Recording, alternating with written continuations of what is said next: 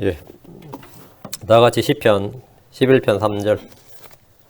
오늘 성경에서 모순처럼 보이는 구절들입니다. 시편 11편 3절.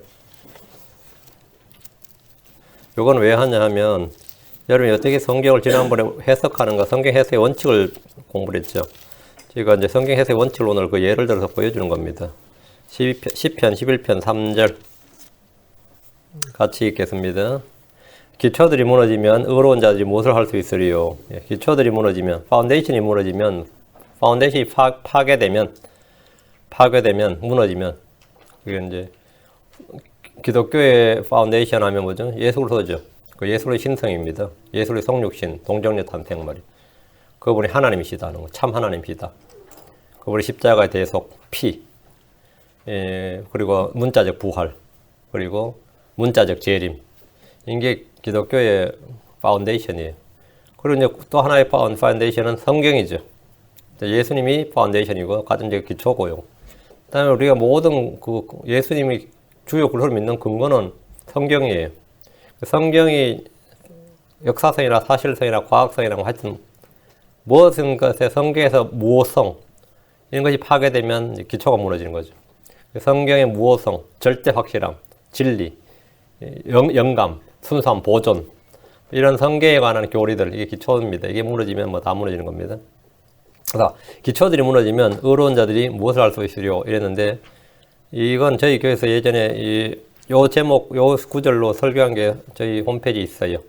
찾아서 한번 들으시기 바랍니다. 기독교의 가장 기본 파운데이션들이 뭔지가 거기서 한번 정리한 적이 있습니다. 오늘은 이제 성경에서 이제 사람들이 흔히 성경의 그 의문을 제기하는 주로 창세기 그리고 계시록이 제일 많고요. 창세기, 다니엘서, 계시록 이 세 권이 가장 이제 공격을 많이 받는 책입니다. 왜냐하면 역사와 예언이 함께 있기 때문이죠. 잠깐 기도하고 시작하겠습니다. 위대하시고 거룩하신 주 하나님 감사합니다. 하나님께서 은혜와 복을 주시고 주의 영을 충만케 해주셔서 이 시간도 주의 말씀이 선포될 때 주의 영께서 함께 역사해 주시고 저희가 이 말씀을 잘 깨달을 수 있도록 주님께서 지혜와 계시를 주시고 보는 눈을 주시고 듣는 귀를 주시고 깨닫는 마음을 주시기를 간구하오며 말씀이 믿음과 잘 결합해서 저희 속에서 자유로운 행로로도 역사하게 하시고 모든 말씀이 헛되이 돌아가는 것이 없이 하늘에서 비가 눈과 비가 땅을 적시는 것처럼 우리 마음을 적셔주시고 우리 마음속에 뿌려진 말씀의 씨앗들이 모두 우미 트고 싹이 나고 자라나서 열매를 맺게 하시고 씨 뿌린 자에게 씨를 주시고 또 일한 자에게 빵을 허락하여 주시기를 간구합니다. 아버지 하나님께서 도와주셔서 전한 자나 듣는 자 모두 주의 말씀으로 주의 영으로 충만하도록 도와주십시오. 감사드리며 주의 성교자입니다. 아멘. 예, 제가 거듭난 성도들에게 성경의 무호성에 대한 확신을 심어주는 일보다 더 중요한 일이 없습니다. 성경에 대한 단편적인 지식들을 전달하기 전에 성경 자체에 대한 하나님의 말씀 그 자체에 대한 믿음을 확고하게 심어주는 일이야말로 기초를 다진 일이고 신앙 성장의 초석이라 할 수 있습니다. 시편 11편 3절에 기초들이 무너지면 의로운 자들이 무엇을 할 수 있으리요 이렇게 말했듯이 우리의 믿음과 실행의 초석을 이 기초들을 확실하게 다지는 일이야말로 최우선적인 일입니다. 누구나 그러듯이 초신자 때 아니면 성경을 오래 이렇게 교회를 오래 다녔다 하더라도 이 성경 읽을 때마다 의문과 질문이 많이 생깁니다. 특히 성경이 비과학적인 것 같고 이 역사성이 없는 것 같고 이 역사적 사실이 맞는가 이런 의심이 생길 때가 있습니다. 더 큰 문제는 성경을 읽어가다가 이 자체 모순처럼 보이는 구절들이 있습니다. 이런 문제들에 대한 명쾌한 해답을 듣지 못할 때 성경은 믿음의 책이 아니라 의문투성이 의문의 책 항상 의심이 가고 항상 불확실하고 이런 불신의 책이 되고 맙니다. 예를 들어 창세기를 읽는데 이 창세기 1장에 나온 하루가 과연 오늘날 하루 24시간인가? 해가 만들어지기 전에 해가 나갈 때 만들어졌는데 해가 만들어지기 전에 어떻게 3일 동안 밤과 낮이 있을 수 있는가? 노아의 방주에는 공룡이 탔는가? 가인은 누구하고 결혼했는가? 뭐 이런 질문이 쏟아집니다. 저는 지금까지 수많은 질문을 해봤고 또 많은 질문들을 받아봤습니다. 이런 질문들에 대한 해답을 주지 않고 다만 믿기만 하라. 그럼 어떻게 되죠? 믿기만 하라 하면 물론 뭐 말해야 되는데 바람직한 태도는 아닙니다. 성경은 질문에 대해 답변할 것을 명령하고 있습니다. 비록 지금은 다 알지 못하더라도 공부를 해서 가르쳐 주면 됩니다. 이런 질문이 생길 때마다 성도들이 성경을 스스로 찾아서 모두 해결할 수 있다면 뭐 됐어, 오케이, 좋아요 아주. 그러나 이제 그렇지 못한 경우가, 그렇지 못한 사람들이 뭐 거의 대부분입니다. 이런 때는 어떻게 해야 되느냐? 질문을 하는데 스스로 답을 못 찾겠다 하면 어떻게 해야 될 것 같아요? 예. 저희 교회 홈페이지 질문과 답변란을 보면 돼요. 어려운 거 없어요. 저희 교회 홈페이지를 방문해서 질문과 답변란을 보면 돼요.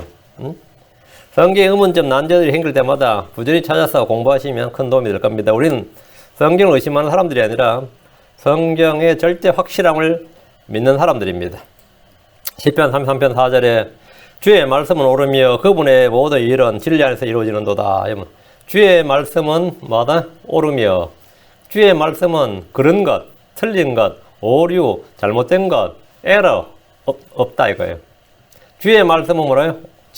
주의 말씀은 옳으며 그분의 모든 일은 진리 안에 이루어지는도다.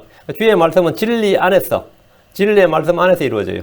진리 안에, 진리신 예수님 안에서, 진리의 성령 안에서, 주의 말씀은 진리의 성경 안에서, 진리 안에서 이루어진다고. 진리 없이 이루어지는 일은 없어요. 주의 말씀은 옳으며 그분의 모든 일은 진리 안에서 이루어지는도다. 주의 말씀은 언제나 옳습니다. 때로 성경에 옳으라고 하는 말씀들은 사람들이 그 말씀을 더하거나 빼거나 왜곡한 말씀이거나 오해나 불신에 기초한 것입니다. 주의 모든 말씀은 순수합니다. 주의 모든 말씀은 옳습니다. 주의 모든 말씀은 완전합니다. 시편 119편 160절에 주의 말씀은 처음부터 진실하오니 주의 의로우신 판단들은 모두 영원히 지속되나이다. 주의 말씀들은 언제부터 옳다고요? 처음부터 진실하오니. 주의 말씀은 처음부터 진리예요. 처음부터 진실하다 이거예요.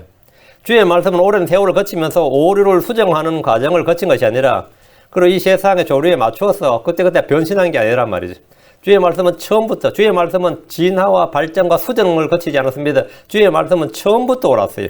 처음부터 진실하다. 주의 의로우신 판단들은 모두 영원히 지속되나이다.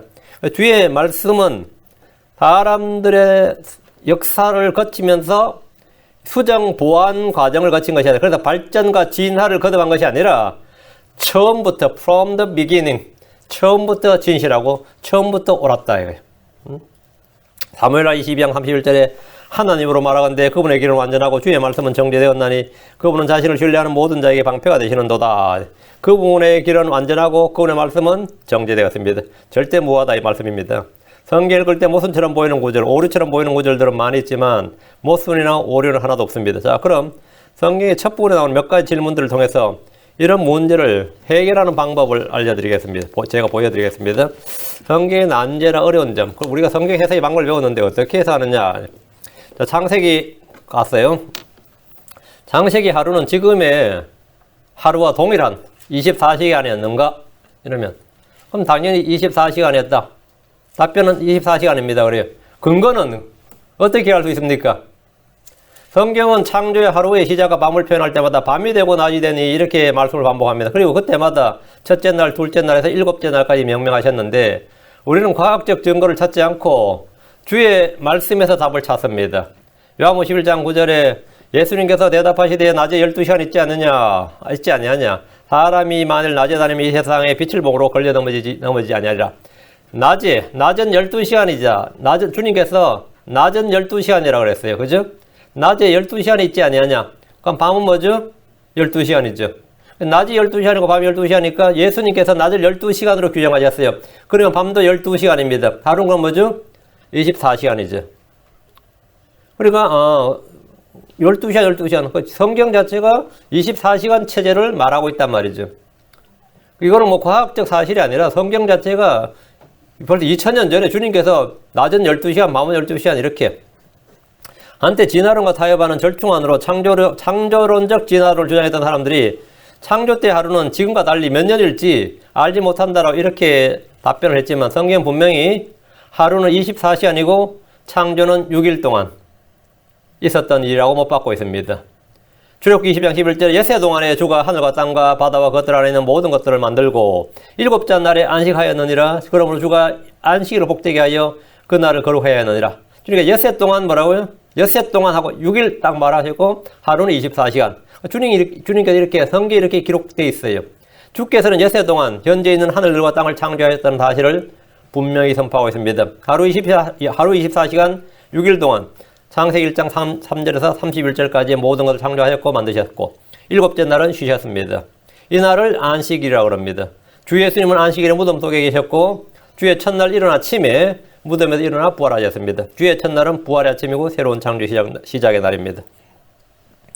이게 성경에서 답을 얻고 성경의 질문에 대한 답은 성경 속에서 답을 얻어서 제시하는 겁니다. 그 진리의 말씀으로 답변하는 거예요. 그 해가 며칠째 만들어졌죠? 4일째 만들어졌는데 그 전에 3일 동안 어떻게 밤과 낮이 있죠? 그 전 3일 동안에 밤과 낮이 어떻게 존재합니까? 하나님이 빛이 있으라 명령하셨기 때문입니다. 하나님께서 let there be light 이렇게 말씀하셨어요. 그 말은 뭐냐? there 거기죠. 거기에 빛이 있으라. 주님께서 일단 불부터 켜놓고 창조를 시작하신 거예요. let there be light. 이 우주에는 태양 외에도 해가 없어도 많은 발광체가 있습니다. 심지어 해보다 몇백 배, 몇천 배 밝은 별들도 많이 있습니다. 하나님은 태양과 별들이 있기 전에 빛을 주셨습니다. 요한계시록 21장 23절에 그 도시는 해와 달이 안에서 비출 필요가 없었으니 이는 하나님의 영광이 그 도시를 밝혀주었고 어린 양께서 그 도시의 광채이시기 때문이라. 그 새 예루살렘에는 해와 달이 없다 이거예요. 그런데 그럼 어둡냐? 안 어둡다 이거죠. 하나님의 영광이 그 도시를 밝혀주었고 어린 양께서 그 도시의 광채이기 때문이다. 어린 양께서 예수님께서 뭐라고요? 광채시다. 빛을 비추신다. 그럼 주님께서 창세기 1장 3절에서 거기에 빛이 있으라 하면 뭐죠? 거기에 예수님께서 빛을 비추신 거예요. 그래서 빛을 비추셨기 때문에 빛이 있으라 말. 예수님께서 빛이신 거죠. 하나님께서 창조 첫날, 둘째 날, 셋째 날은 태양이 필요가 없었어요. 주님께서 빛이 있으라 빛이 있었단 말이죠. 이 말씀으로 해가 없이 빛이 있던 날은 이전에도 있었고 앞으로도 있을 겁니다. 해가 없어도 빛이 있다 이거예요. 해가 없어도 빛이 있는 것은 빛이신 분께서 빛을 주신 거죠. 빛이신 분이 누구냐? 예수님이죠. 세상의 빛이시고 사람들의 빛이고 true light, 참 빛이시고 지금도 주님이 계신 셋째 하늘에는 해가 없습니다. 그러나 빛으로 충만합니다. 이는 성경이 말하는 바 하나님이 바로 빛이시기 때문입니다. 그리고 빛이 있으라 명하시면 빛은 비치게 됩니다. 우리가 방에서 작업을 하기 전에 먼저 전원을 켤 때 불 좀 켜라, 전원을 켜라 이렇게 하면 거기 이제 우리는 켜죠. turn on 하죠. 근데 뭐 자동으로 음성 장치가 있으면 요즘은 뭐 음성으로도 많이 인식하니까 음성 장치로 turn on 하면 어떻게 되죠? 불이 탁 켜지는 거예요. 하나님의 모든 명령은 말씀 입에서 나갈 때 창조 행위가 바로 이루어집니다. 주의 입에서 말씀이 나갈 때 바로 창조 행위가 딱 이루어져요. 주님께서 말씀하시면 뭐 인공지능이 뭐 없어요. 그냥 하나님은 그냥 말씀하시면 그게 그대로 이루어져요. 하나님께서 빛이 있으라 하니까 바로 빛이 쫙 비춰진 거예요. 그래서 해와는 전혀 상관없습니다. 많은 사람들이 어둠에 대해서 오해하고 있습니다. 어둠은 해가 지는 것이 아닙니다. 해가 지는 것이 어둠이 아니고 어둠은 하나님이 창조하신 창조물입니다. 빛도 창조물이고 어둠도 창조물이에요. 빛도 창조물이고 어둠도 창조물이에요. 이사야 45장 7절에 나는 빛도 짓고 어둠도 창조하며 나는 평안도 만들고 재앙도 창조하니 나 주가 이 모든 일을 행하느니라. 그러니까 주님께서 낮에 12시간을 일을 하신 거예요. 그리고 밤이에요. 처음에 어둠에서 빛을 비추셔서 일을 하신 거죠. 그 어둠이 언제고 창세기 1장 2절에 어둠이 있었어요. 주님께서 빛이 있으라 하시고 끝나고 다음 빛이 안 비추면 뭐가 되는 거죠? 빛이 있었던 빛이 안 비추면 어둠이 되는 거예요. 그럼 첫째 날, 다음 둘째 날 또 빛이 있고 비추고 하나님 일할 때마다 비추고 다음 둘째 날 밤과 어둠, 밤과 낮이 되는 거예요. 저녁과 아침이 되는 거예요. 셋째 날, 넷째 날 이렇게 된 거죠. 그래서 해와 달과 별들은 넷째 날 만들어졌습니다. 이들은 땅 위에 빛을 비추기 위해서 주님께서 첫째 날, 둘째 날, 셋째 날 하더니 계속 빛을 그렇게 하지 않고 그냥 등 하나 달자. 그 등 하나 단 게 뭐냐면 해와 달과 별들입니다. 조명등 달자 이거죠. 그래서 이걸 뭐라고 하죠? 라이트라고 합니다. 이거 뭐 등불이라면 광채라고 합니다. 광채. 이들은 땅 위에 빛을 비추기 위해서 주께서 만든 등불들이었습니다. 창세기 1장 2절에서 온 지구는, 온 땅은 모두 어둠이었습니다. 온 우주가 다 어둠이었어요. 창세기 1장 3절에서 온 지구는 모두 빛이었습니다. 창세기 1장 4절에서 하나님은 어둠과 빛을 나누셨습니다. 어둠과 빛을 나누셨어요. 어둠과 빛, 계속 빛만 있거나 하늘은 계속 빛만 있죠. 지옥은 계속 어둠만 있어요. 땅은 어둠과 빛이 같이 있어요. 이거 이해됩니까? 땅은 어둠과 빛이 같이 있어요. 그 주님께서 어둠과 빛을 나누셨단 말이에요. 나누셨단 말이죠. 그래서 천동설에 따르면 이때부터 해는 낮을, 다른 밤을, 어둠을 주관하도록 이렇게 했다며. 본래 해가 비쳐서 우리는 이게 낮이라 하지만, 낮이 되니까 해가 뜨는 겁니다. 이 성경에 따르면. 낮이라서 해가 뜨는 거예요. 그래서 해와 달이 지구를 돌면서 움직였습니다. 지동설에 따르면 지구가 해와 달을 돌았다고 하는데, 성경은 천동설을 지지합니다. 자, 그럼 셋째, 하나님께서 날마다 보시기에 좋았더라. 창세기 보면, 보시기에 좋았더라. 이 말씀을 첫째 날 만드시고 보시기에 좋았더라. 셋째 날 보시기에 좋았더라. 자, 성경에 보시죠. 근데 보시기에, 다음 1장 18절, 21절, 25절, 31절. 25절은 동물들을 지으시고 좋았더라. 31절은 사람들을 지으시고 사람들과 에덴의 동산을 지으시고 좋았더라. 매우 좋았더라죠. 1장 10절, 다음에 1장 12절, 하나님께서 보시기에 좋았더라. 셋째 날이죠. 1장 18절, 넷째 날. 21절, 다섯째 날. 25절, 여섯째 날이죠. 동물들. 31절은 여섯째 날 사람들. 여섯째 날은 주님께서 좋았더라를 두 번 하셨고, 사람을 지으시고 나서는 보시기에 모든 걸 보시니 매우 좋았더라. 이렇게 되어 있습니다. 그래서 여섯째 날에는 26절은 패러그래프 마커 딱 찍혀 있어요. 26절에서는 26절부터 31절까지는 사람과 에덴의 동산이에요. 그래서 사람과 에덴의 동산을 다 조성하시고 나서 주님께서 이 모든 걸 보시기에 매우 좋았더라 했습니다. 창세기 1절부터 31절까지가 모든 것이 아니고 여섯째 날 지은 모든 것을 보시기니 매우 좋았더라예요. 심히 좋았더라. 개혁엔 심히 좋았더라. 우리는 매우 좋았더라. 보라 매우 좋았더라 했죠. 그래서 31절에 하나님께서 자신이 만든 모든 걸 보시니 요건 여섯째 날 이야기입니다. 보라 매우 좋았더라. 그 저녁과 아침이 여섯째 날이더라 했습니다. 주님은 하루 일과를 마칠 때마다 보기에 좋았더라 말씀하셨는데, 마지막 날이 여섯째 날 사람을 지으신 후에는 매우 좋았더라 이렇게 말씀하셨습니다. 하나님께서 자신이 만든 모든 것을 보시니 보라 매우 좋았더라. 그 저녁과 아침이 여섯째 날이더라 했어요. 그런데 엿새 중에서 궁창을 만드신 둘째 날에는 보시니 좋았더라 이 말씀이 없습니다. 자, 1장 8절 하나님께서 궁창을 하늘이라 부르시니라. 그 저녁과 아침이 둘째 날이더라 했죠. 궁창이 뭐죠? 하늘입니다. 궁창 위와 아래는 물이 있습니다. 주께서 말씀하신 그대로 다 되었습니다. 그런데 주님은 이날만은 보시기에 좋았더라고 하지 않으셨습니다. 성경에 무지한 한국여도 목사님은 둘째 날은 주께서 하시던 일을 다 못 마치셨기 때문에 보시기에 좋았더라 하지 않았다 이렇게 말해요. 해석하는데 여러분 듣기에 그게 상식으로 납득이 돼요. 주님이 둘째 날 일하다 일을 다 못 마치셔가지고 보시기에 좋았더라 못했다는 거예요. 근데 이거는 사실 그 목사님의 주장도 아니고, 그 목사님이 좀 궁지에 몰렸을 때 어떤 형제가 그 말을 하니까 얼른 그걸 받아서 자기가 한 말이에요. 제가 그거 보고 기가 찼어요. 참 어리석기가 참, 아유, 그 수준이 진짜. 성경에서 답을 못 얻으니까 누가 그럴싸한 말 하면 그냥 싹 받아들여지는 거예요. 아, 둘째 날 하나님께서 일을 못 마치셔가지고 보시기 좋았더라. 그건 불신이죠. 말 그대로.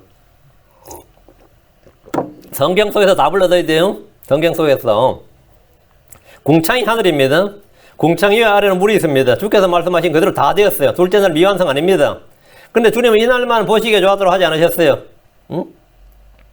궁창 위의 물은 지구의 바다가 아닙니다. 궁창 위에, 궁창이 하늘이라고 말씀했기 때문에 궁창 위의 물은 하늘 위의 물입니다. 하늘들 위의 물이에요. 그렇다면 하늘 위에 물이 있다 이 말인데, 이 사실이 현재 천문학자들에도 이미 밝혀진 사실입니다. 이 은하계를 넘어 지구의 바닷물에 2천만 배에 달하는 물질이 존재한다는 내용이 과학 잡지에도 실린 적이 있습니다. 99년 1월 8일 미국 우주항공국 나사죠. 98년 발사한 스와스 위성을 통해서 은하계의 가장 차가운 곳에서도 다량의 물이 존재하고 있다는 사실을 확인했다고 미국 과학자들이 밝혔다. 미국 매사추세츠주 하버드 스미소니언 천체물리학센터의 게리 멜릭 연구원, 이날 텍사스 오스틴에서 열린 미국 천문학협회 총회에서 스와스 위성 은하계 성운에 꽤 많은 물이 존재한다는 사실을 알려주고 있다며 이 학회 발표를 했는데, 스와스 위성이 가장 먼저 탐사한 오리온 성운에서 나온 이 자료는 이 성운에 지구 바닷물의 2천만 배에 이르는 거대한 양의 물층이 존재하고 있음을 보여주고 있다.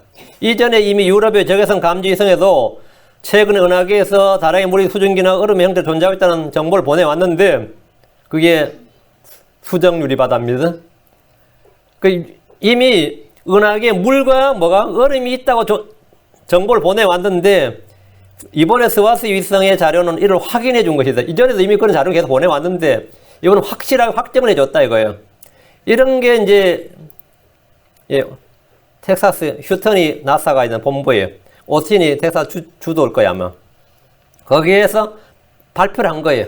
근데 과학자들이 말한 것보다 훨씬 먼저 요번 이 물층에 대해서 상세하게 언급했습니다. 하나님이 지으신 궁창 위에 물들에는 리오야단이 살고 있습니다. 이곳은 용들의 처소입니다. 둘째 아들은 공중 권세 잡은 자들과 영적 악들의 거처입니다.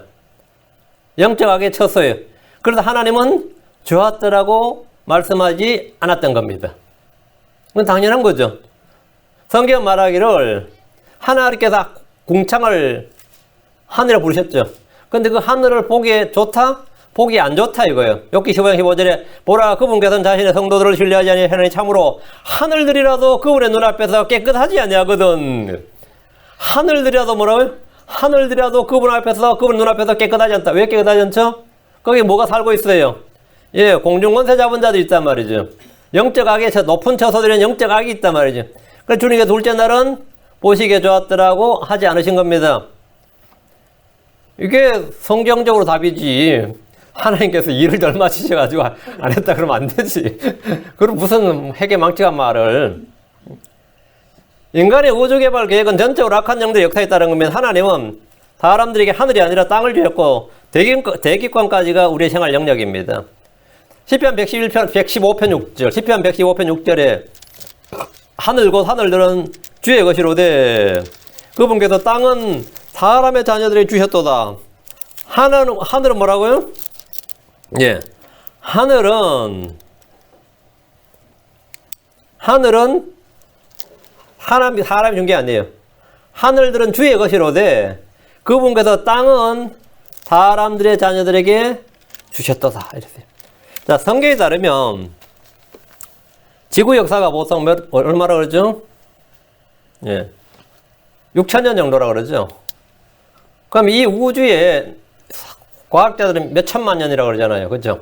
기본적으로 몇 억 년이라고 하는 사람도 있고. 이 우주의 나이가 너무 틀리지 않느냐? 지구의 나이는 6,000년이 아닙니다. 이 현 세상이 6,000년입니다. 이 현 세상이 6,000년. 땅과 세상은 전혀 다른 단어예요. 진화론이 득세하기 시작하면서 성경의 창조론은 아주 곤혹을 치르고 궁지에 몰린 것 같습니다. 반면 다시 과학자들의 연구 결과 진화론의 허구서에 입증되면서 창조과학자들을 중심으로 창세기의 창조연대는 지금으로부터 역천년, 길어도 만년 이내로 결론전 이걸 Young Earth Theory라고 합니다. Young Earth, 젊은 지구 연대기론. 젊은 지구 연대기론. 젊은 지구라면 지구는 몇 천만 년 된 게 아니라 6,000년 정도밖에 안 됐다 이 말이에요. 6,000년, 그 젊은 지구죠. 그 Young Earth라고 그래요. 한 가지 정확한 것은 지구의 나이가 태양이나 별보다는 분명히 오래된 겁니다. 지구가 있고 땅이 먼저 창조되었고 해와 달과 별들은 나올 때니까 분명한 거죠. 이는 창세기 1장 1절과 1장 3절을 통해 설명할 수 있습니다. 이 부분은 성경대로 믿는 이 사람들 사이에서도 굉장히 논란이 되고 있는 구절이지만 성경을 믿는 초신자들에게 반드시 가르쳐야 될 중요한 사실입니다. 이 구절이 해결되면 많은 의문이 저절로 풀리게 됩니다. 자, 창세기 1장 1절 처음에 하나님께서 하늘과 땅을 창조하셨느니라. 이것은 사건입니다. 역사적 사건이요. historical fact예요. 하나님께서 처음에 하늘과 땅을 창조하셨다고요. 창조하셨으니까 하늘과 땅이 있는 거죠. 창조 안 하셨으면 하늘과 땅이 없죠. 하늘과 땅을 창조하셨어요. 이 구절과 연관된 구절이 욥기 38장 4절과 7절에 나옵니다. 욥기 38장 4절 7절에 내가 땅에 기초들을 놓을 때 내가 어디 있었느냐 내게 명철이 있거든 밝히 구하라. 누가 그것의 치수들을 정하였는지 내가 아느냐 누가 그 뒤에 줄을 팽팽히 쳤느냐 그것의 기초들을 어디에 고정하였느냐 혹은 그것의 모퉁이돌을 누가 놓았느냐 하나님이 하셨죠. 어느 때에 새벽별들이 함께 노래하고 하나님의 모든 아들들이 기뻐 소리를 질렀느냐. 여러분 어느 때에 새벽별들이 함께 노래하고 하나님의 모든 아들들이 기뻐 소리를 질렀느냐. 하나님께서 땅에 기초를 놓을 때 새벽별들이 노래하고 기뻐했다 이 말이지. 이때 지은 땅은 창세기 1장 2절의 모습이 아니었습니다. 땅은 공허하고 형태가 없는데 기뻐 노래할 일은 없지. 그렇다면 하나님의 아들들이 다 기뻐 소리 지를 수가 없을 겁니다. 사람이 지음받기 전에 땅을 창조하신 하나님을 찬양하고 기뻐 소리를 지르는 존재들이 있었습니다. 이사야 45장 18절에는 완벽한 참조 구절이 나옵니다. 하늘들을 창조한 주가 이같이 말하노라. 하나님은 친히 땅을 조성하며 만들고 견고하게 하시되 땅을 헛되이 창조하지 아니하고 거주하도록 조성하였느니라. 나는 주니라 나 외에 다른 이가 없느니라. 땅은 거주하도록 창조했다. 창세기 1장 2절은 아무도 거주 못합니다. 물속에 있었어요. 어둠 속에 있었어요. 땅은 물속에 어둠 속에 있었어요. 주님께서 땅은 거주하도록 창조하였습니다. 창세기 1장 1절에서 하늘과 땅을 창조하셨는데 땅은 거주하도록 창조하셨어요. 누군가가 거주하도록 창조하였다고요. 헛되이 창조하지 않았다. 헛되이란 말이 창세기 1장 2절에 나오죠. 헛되이. 창세기 1장 2절과 동일한 단어입니다. 하나님은 헛되이 창조하지 않는, 하나님께서 헛되이 창조하지 않는 땅이 1장 2절에서 헛되이 있다면 거기에는 무슨 문제가 있었던 거죠. 내가 집을 지었다 이거야. 근데 집에 아무것도 없었다. 집은 텅 비었다. 뭐죠? 뭐 잘못되었죠. 집을 지었는데 집이 텅 비어서 뭐가? 내가 집을 한 채 지었다. 집은 물속에 잠겨 있었다. 그럼 어떻게 된 거예요? 내가 처음에 집을 지었노라. 그리고 그 집은 물에 잠겨 있었느니라. 어둠이 있었고 형태가 없었고 어둠으로 덮여 있었다. 그럼 어떻게 된 거죠? 그 집에 뭐가 문제가 있었던 거죠. 응? 그 집에 뭔가 문제, 그 상식적으로 그냥 알 수 있는 거죠. 누가 똥인지 된장인지 찍어 먹어봐야 알아? 그렇게 알아들어야지. 그 창세기 1장 1절을 딱 주님께서 하늘과 땅을 처음에 하나님께서 하늘과 땅을 창조하셨느니라. 그리고 그 땅은 하면, 이거 1장 2절 뭐 문제 있네. 1장 2절 대체 어떻게 된 거예요? 하나님께서 땅을 창조하셨는데 왜 된 거예요? 만약 하나님께서 땅을 창조하셨는데 처음부터 지금 땅의 창조 초기 과정이면 창조하셨다 그러면 안 돼. 창조하기 시작하셨느니라 이래야죠. 그럼 창세기 1장 1절은 그렇게 말씀하면 안 되면 하나님께서 처음에 하늘과 땅을 창조하기 시작하시니라. 그리고 땅은 형태가 없고 이러면 뭐 되죠? 하나님께서 하늘과 땅을 창조 이제 하기 시작했으니까 형태가 없고 하나님께서 하필은 땅을 창조하시는데 물속에다 땅을 창조하실까? 이런 생각도 들긴 하죠. 제가 대학 1학년 때 처음 창세기 성경 공부를 할 때 창세기 1장 1절을 외워보라더라고요, 나보고. 그리고 그땐 개혁이잖아요. 태초에 하나님이 천지를 창조하시니라 이렇게 외웠어요. 그 1장 2절 하는데 뭐가 이상하잖아요. 첫째 날도 안 됐는데 어둠도 있고 땅은 형태가 없고 비어있고 뭐 흑암이 기품이 있고 뭐 이게 대체 어떻게 된 거냐는데 제 목자가 그런 질문 처음 받아봤는지 말을 못하는 거예요. 희한하네. 제가 참 희한하네요. 물은 언제 지었어요? 물을 언제 창조하셨어요? 어둠은 언제 창조하셨고 하나님 왜 물속에다가 땅을 창조하셨어요? 질문은 이제 그냥 일제에서 쭉 튀어나오는 거예요. 쭉 튀어나오는데 대부분 다 장로교들도 맥을 못 쓸 겁니다. 완전히 멘붕 되는 거죠. 하나님께서 이때 지은 땅의 창조물은 하나님 땅을 창조했을 때는 헛되이 창조하지 않았다. 공하게 형태가 없이 비어있게 어두운 가운데서 물속에서 창조하지 않았다고요. 거주하도록 조성했다잖아요. 거주하도록. 누군가가 거주하도록 조성했다는 말은 창조했다는 말은 뭐죠? 거주하도록. 하나님은 그렇게 하셨어요. 하나님께서는 하늘과 땅을 창조하신 후에 루시퍼에게 이 땅을 다스릴 수 있도록 하셨고 천사들이 이 땅을 소유했습니다. 하나님의 아들들입니다. 그들이 하나님의 아들들이에요. 그래서 에스겔서 28장 13절 14절에 루시퍼가 바로 기름 부음을 받은 덮는 그룹이었다고 합니다. 루시퍼는 하나님이 창조하신 이 땅을 찬양하고 하나님께 영광을 돌리던 자였습니다. 욥기 38장 4절 7절에 하나님의 창조 사역에 기뻐하는 노래 부르고 소리치는 천사들의 이야기가 나옵니다. 그게 하나님 아들들이죠. 사람들이 말하는 것처럼 루시퍼는 절대 천사가 아닙니다. 천사장도 아니에요.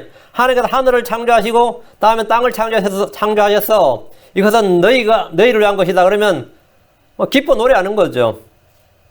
그러니까 천사들이 기뻐 노래한 거예요. 그 땅은 자기들이 준다고. 그래서 거기서 그래서 하나님의 아들들이라 불리는 겁니다. 하나님의 아들이라는 뜻은 땅의 통치권, 땅의 소유권자라는 뜻입니다. 그런데 이사야 14장 12절 15절에 보면 심판이 임한 이유와 그 죄악이 나옵니다.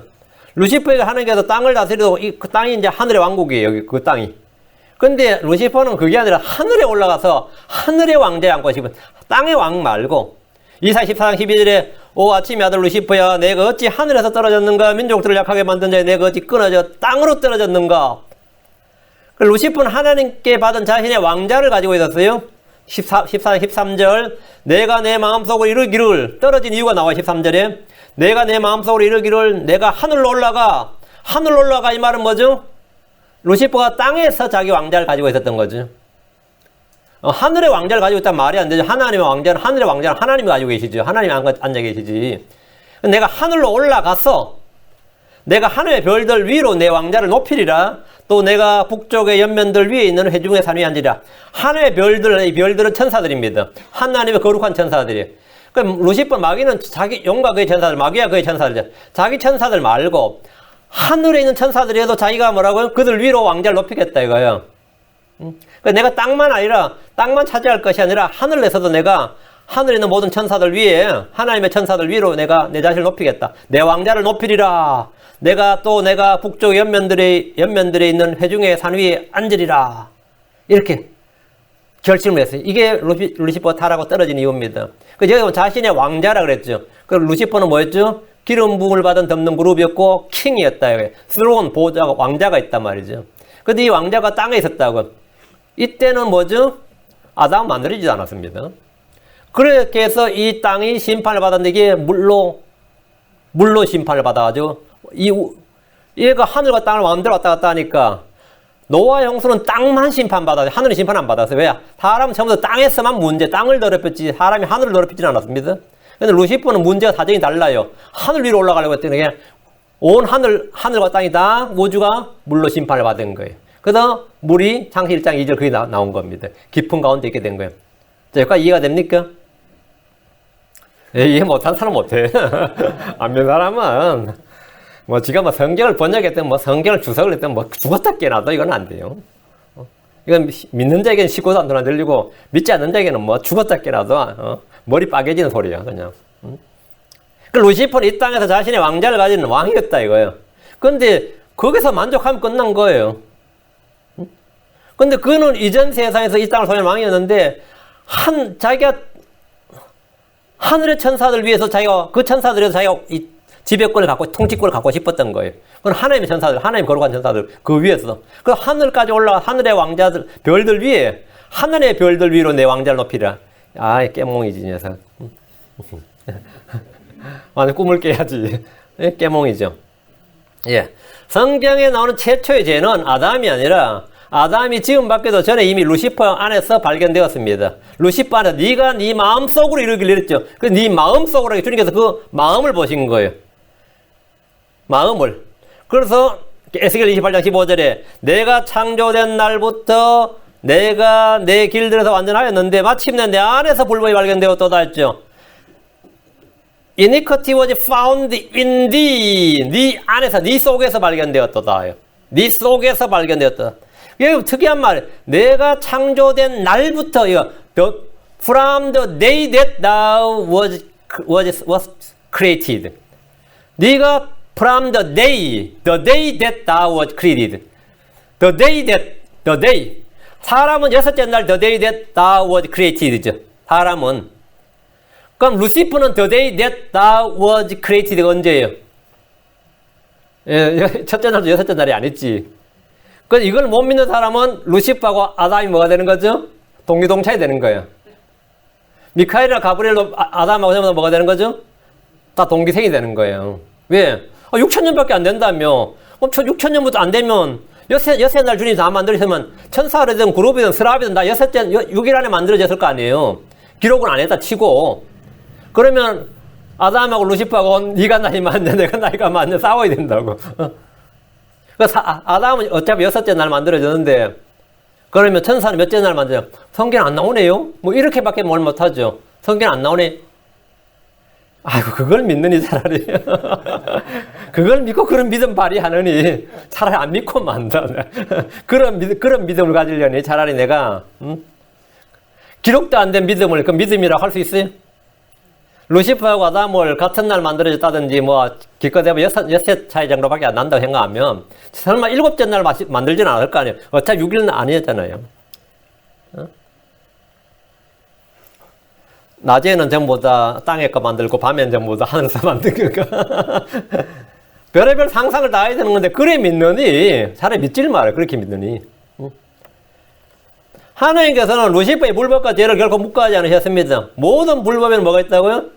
그룹이 타락해도 그룹이 불법을 저질러도 심판이 있고 천사가 불법을 저질러도 심판이 있고 사람이 불법을 저질러도 심판이 있고 하여튼 소가 말이죠. 사람을 때려박아도 때려잡아요. 짐승이 죄를 져도 사살합니다. 죽입니다. 그러니까 죄를 지어도 심판이 있다 그래.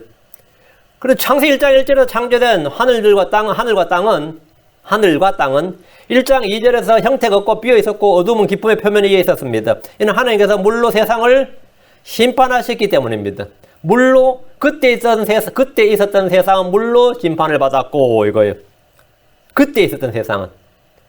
그 노아의 홍수는 그때 있었던 세상이 아닙니다. 지금 있는 하늘과 땅, 지금 있는 세상이지. 현 세상이지. 아담부터 지금까지는 다 현 세상이지 노아의 홍수를 기준으로가 아닙니다. 노아의 홍수 이전도 현 세상이고 지금도 현 세상이에요. 그때 있었던 세상은 물로 심판을 받았고 그때의 세상, 현재 있는 하늘과 땅, 앞으로 다가올 새 하늘과 새 땅 이렇게 딱 언급을 해주는 여기 베드로후서 3장 3절 7절입니다. 이전 세상의 왕은 루시퍼였고 그의 왕국은 심판으로 끝이 났고 하나님께서는 새롭게 이 땅을 만드신 게 지금 있는 하늘과 땅이에요. 여긴 주님께서 누굴 왕으로 삼으셨어요? 아담을 왕으로 삼았어요. 아담에게 주님께서 기름을 부어주시고 하나님께서 만드신 모든 것들을 지배하고 다스리고 정복하게 하셨단 말이죠. 하나님은 창세기 1장 2절 후반부에서 물로 뒤덮인 지구에 성령의 운행하심으로 다시 창조사역을 시작하셨는데 창세기 1장 2절 제가 읽는 대로 읽어야 됩니다. 지금 우리 본문대로 읽으면 안 돼요. 지금 현재 음정제대로 개혁하고 이건 똑같아요.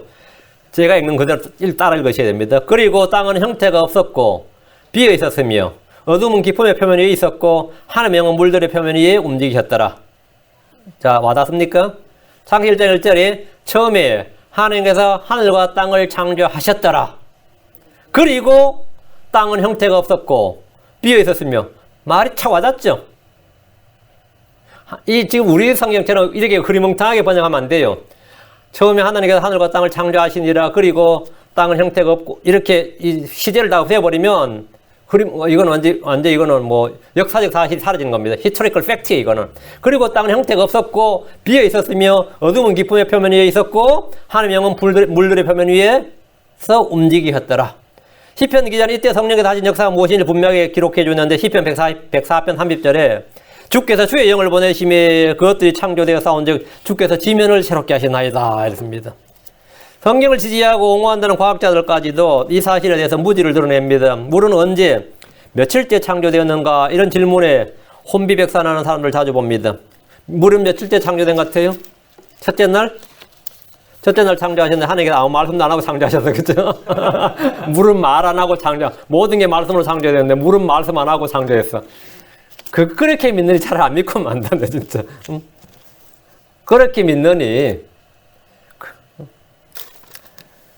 그들이 자주 하는 이야기는 출애굽기 20장 11절입니다. 자, 출애굽기 20장 11절 보시죠. 또 이 구절 보면 또 이 성경 좀 아는 사람들도 좀 헤매는 사람들이 있어요. 출애굽기 20장 11절. 얘는 여세 동안에 주가 하늘과 땅, 자, 보세요. 여세 동안 주가 하늘. 여기서 주가 하늘과 땅과 바다와 그 안에 있는 모든 것을 만들죠. 여세 동안에. 그래서 이걸 이제 여세 동안이라고 성경에 기록되어 있지 않느냐. 출애굽기 20장 11절에. 여기서 여세 동안 주가 하늘 할 때 이 하늘은 창세기 1장 1절의 하늘이 아니라 창세기 1장 8절의 하늘입니다. 여세 동안에 만든 하늘은 1장 1절이 아니에요. 1장 8절이에요. 땅과 할 때 창세기 1장 1절의 땅이 아니라 창세기 1장 10절의 땅입니다. 바다와 그 안에 있는 모든 것, 여기서는 하늘에 있는 것, 해외, 달, 별, 땅에 있는 것, 동식물들, 바다에 있는 것은 어류, 이거를 만드셨다고. 여기에서 물을 만드셨다는 말씀은 없습니다. 그렇죠? 여기서 물을 만드셨다는 말은, 물은 여세 동안 만들어진 것이 아니라 이미 그 전에 있었던 것이기 때문입니다. 창조과학회의 회장이었던 헨리 모리스 박사와 그의 추종자들은 여기서 완전히 걸려 넘어집니다. 지구의 나이는 6,000년이 아니지만 인류의 역사는 현 세상은 6,000년 정도가 맞습니다. 자, 여러분이 답을 제대로 해줄 수 있도록 성경으로 딱딱 풀어줄 수 있어야 됩니다. 다음 창세기 4장 14절. 가인이 아벨을 죽인 후에 다른 사람들이 자기를 죽일까 봐 두려워했는데 이때 지구상에 다른 사람이 누가 있었습니까? 아담, 하와, 가인, 아벨, 지구상에 4명만 있었던 것 같아요. 어때요? 가인이 아벨을 죽일 때는 농사를 짓고 양을 칠 정도의 성인이었습니다. 문제는 이들의 나이가 몇 세 정도였는지를 감을 잡을 수가 없는데 이들이 100세가 넘어서 이런 일이 터졌는지 30세나 40세 정도의 살인사건이 났는지 성경이 기록하고 있지 않아요. 분명한 것은 아담과 이브는 창세기 1장 28절의 명령에 따라서 생육하고 번성했으며 많은 자식들을 낳았습니다. 많은 자식을 낳았어요. 성경 기록에 이들 둘을 기록했을 뿐입니다. 그리고 그 당시 아벨이 대언자였다고요. 사람도 없는데 대언자진 않았겠지. 아벨이 대언자였다고요. 그 사람이 뭐가 있나? 많이 있었던 거죠. 대언자라는 것은 하나님의 말씀을 전해주는 대언자예요. 아벨은 최초의 대언자였어요. 그리고 사람들이 하나님께 무엇을 희생물로 바쳐야 되고 어떻게 해야 되는지를 아벨이 대언을 했습니다. 그리고 믿음의 의의 선포자였어요. 자, 그러니까 그 당시에 지구의 인구가 얼마 되는지 우리가 진짜 못하는데, 이 통계학자들의 이 연대기적 계산을 자주 하는 이 통계학자들의 계산에 따르면 아담이 살아있을 동안 지구의 인구는 2천만 명이 넘었을 것이고, 아담과 셋이 죽기 전까지 지구의 인구는 최소한 1억 3,600만을 넘었을 것이다. 뭐 그거는 당연하죠. 아담이 930년 살았는데 900년이면 뭐 그 정도 되죠. 충분히 뭐 거기다가 생육하고 번성하고 사산하고 해가지고 막 낳아버리면 가뿐하게 그 정도 넘습니다. 가인과 결혼한 여자는 조카였거나 동생이었을 겁니다. 가인이 아벨을 죽이고 가서 도시를 하나 건설해요. 그게 에녹성입니다. 도시를 세울 정도면 어느 정도 인구가 있었다는 거예요. 가인이 아벨 죽이고 나서 자기가 농사 안 짓고 도시 생활을 시작했다고요. 이제 농사는 더 이상 못 지어요, 가인은. 그래서 바로 도시를 세우는데 그 도시 이름이 에녹이에요. 도시 이름이. 바로 가서 도시를 세울 정도였으면 뭐죠? 인구가 그 당시 엄청나게 있었다 이 말이에요. 엄청나게 있었다 이 말이죠. 그러니까 가인은 누가 결혼했냐 그러면 당연히 가인이 결혼한 여자는 조카였거나 동생이었을 겁니다. 그리고 이때까지는 여기에 대한 규례가 전혀 없었기 때문에 문제되지 않습니다. 여러분이 근친결혼, 한국은 유교가 발전해서 근친결혼을 굉장히 반대하고 이제 했죠. 신라나 고려시대까지만 해도 근친결혼은 그렇게 한국에서도 흔했습니다. 그리고 삼촌과 결혼하는 예도 흔했어요. 사촌, 5천은 뭐 말할 거, 삼촌과 결혼하는 예도 있었어요. 삼촌과 결혼하는 예도. 그리고 저희 프랑스 같은 경우는 얼마 전까지도 프랑스는 근친결혼이 흔했어요. 한국은 굉장히 빨리 그걸 막은 겁니다. 근친결혼 빨리 막은 거고요.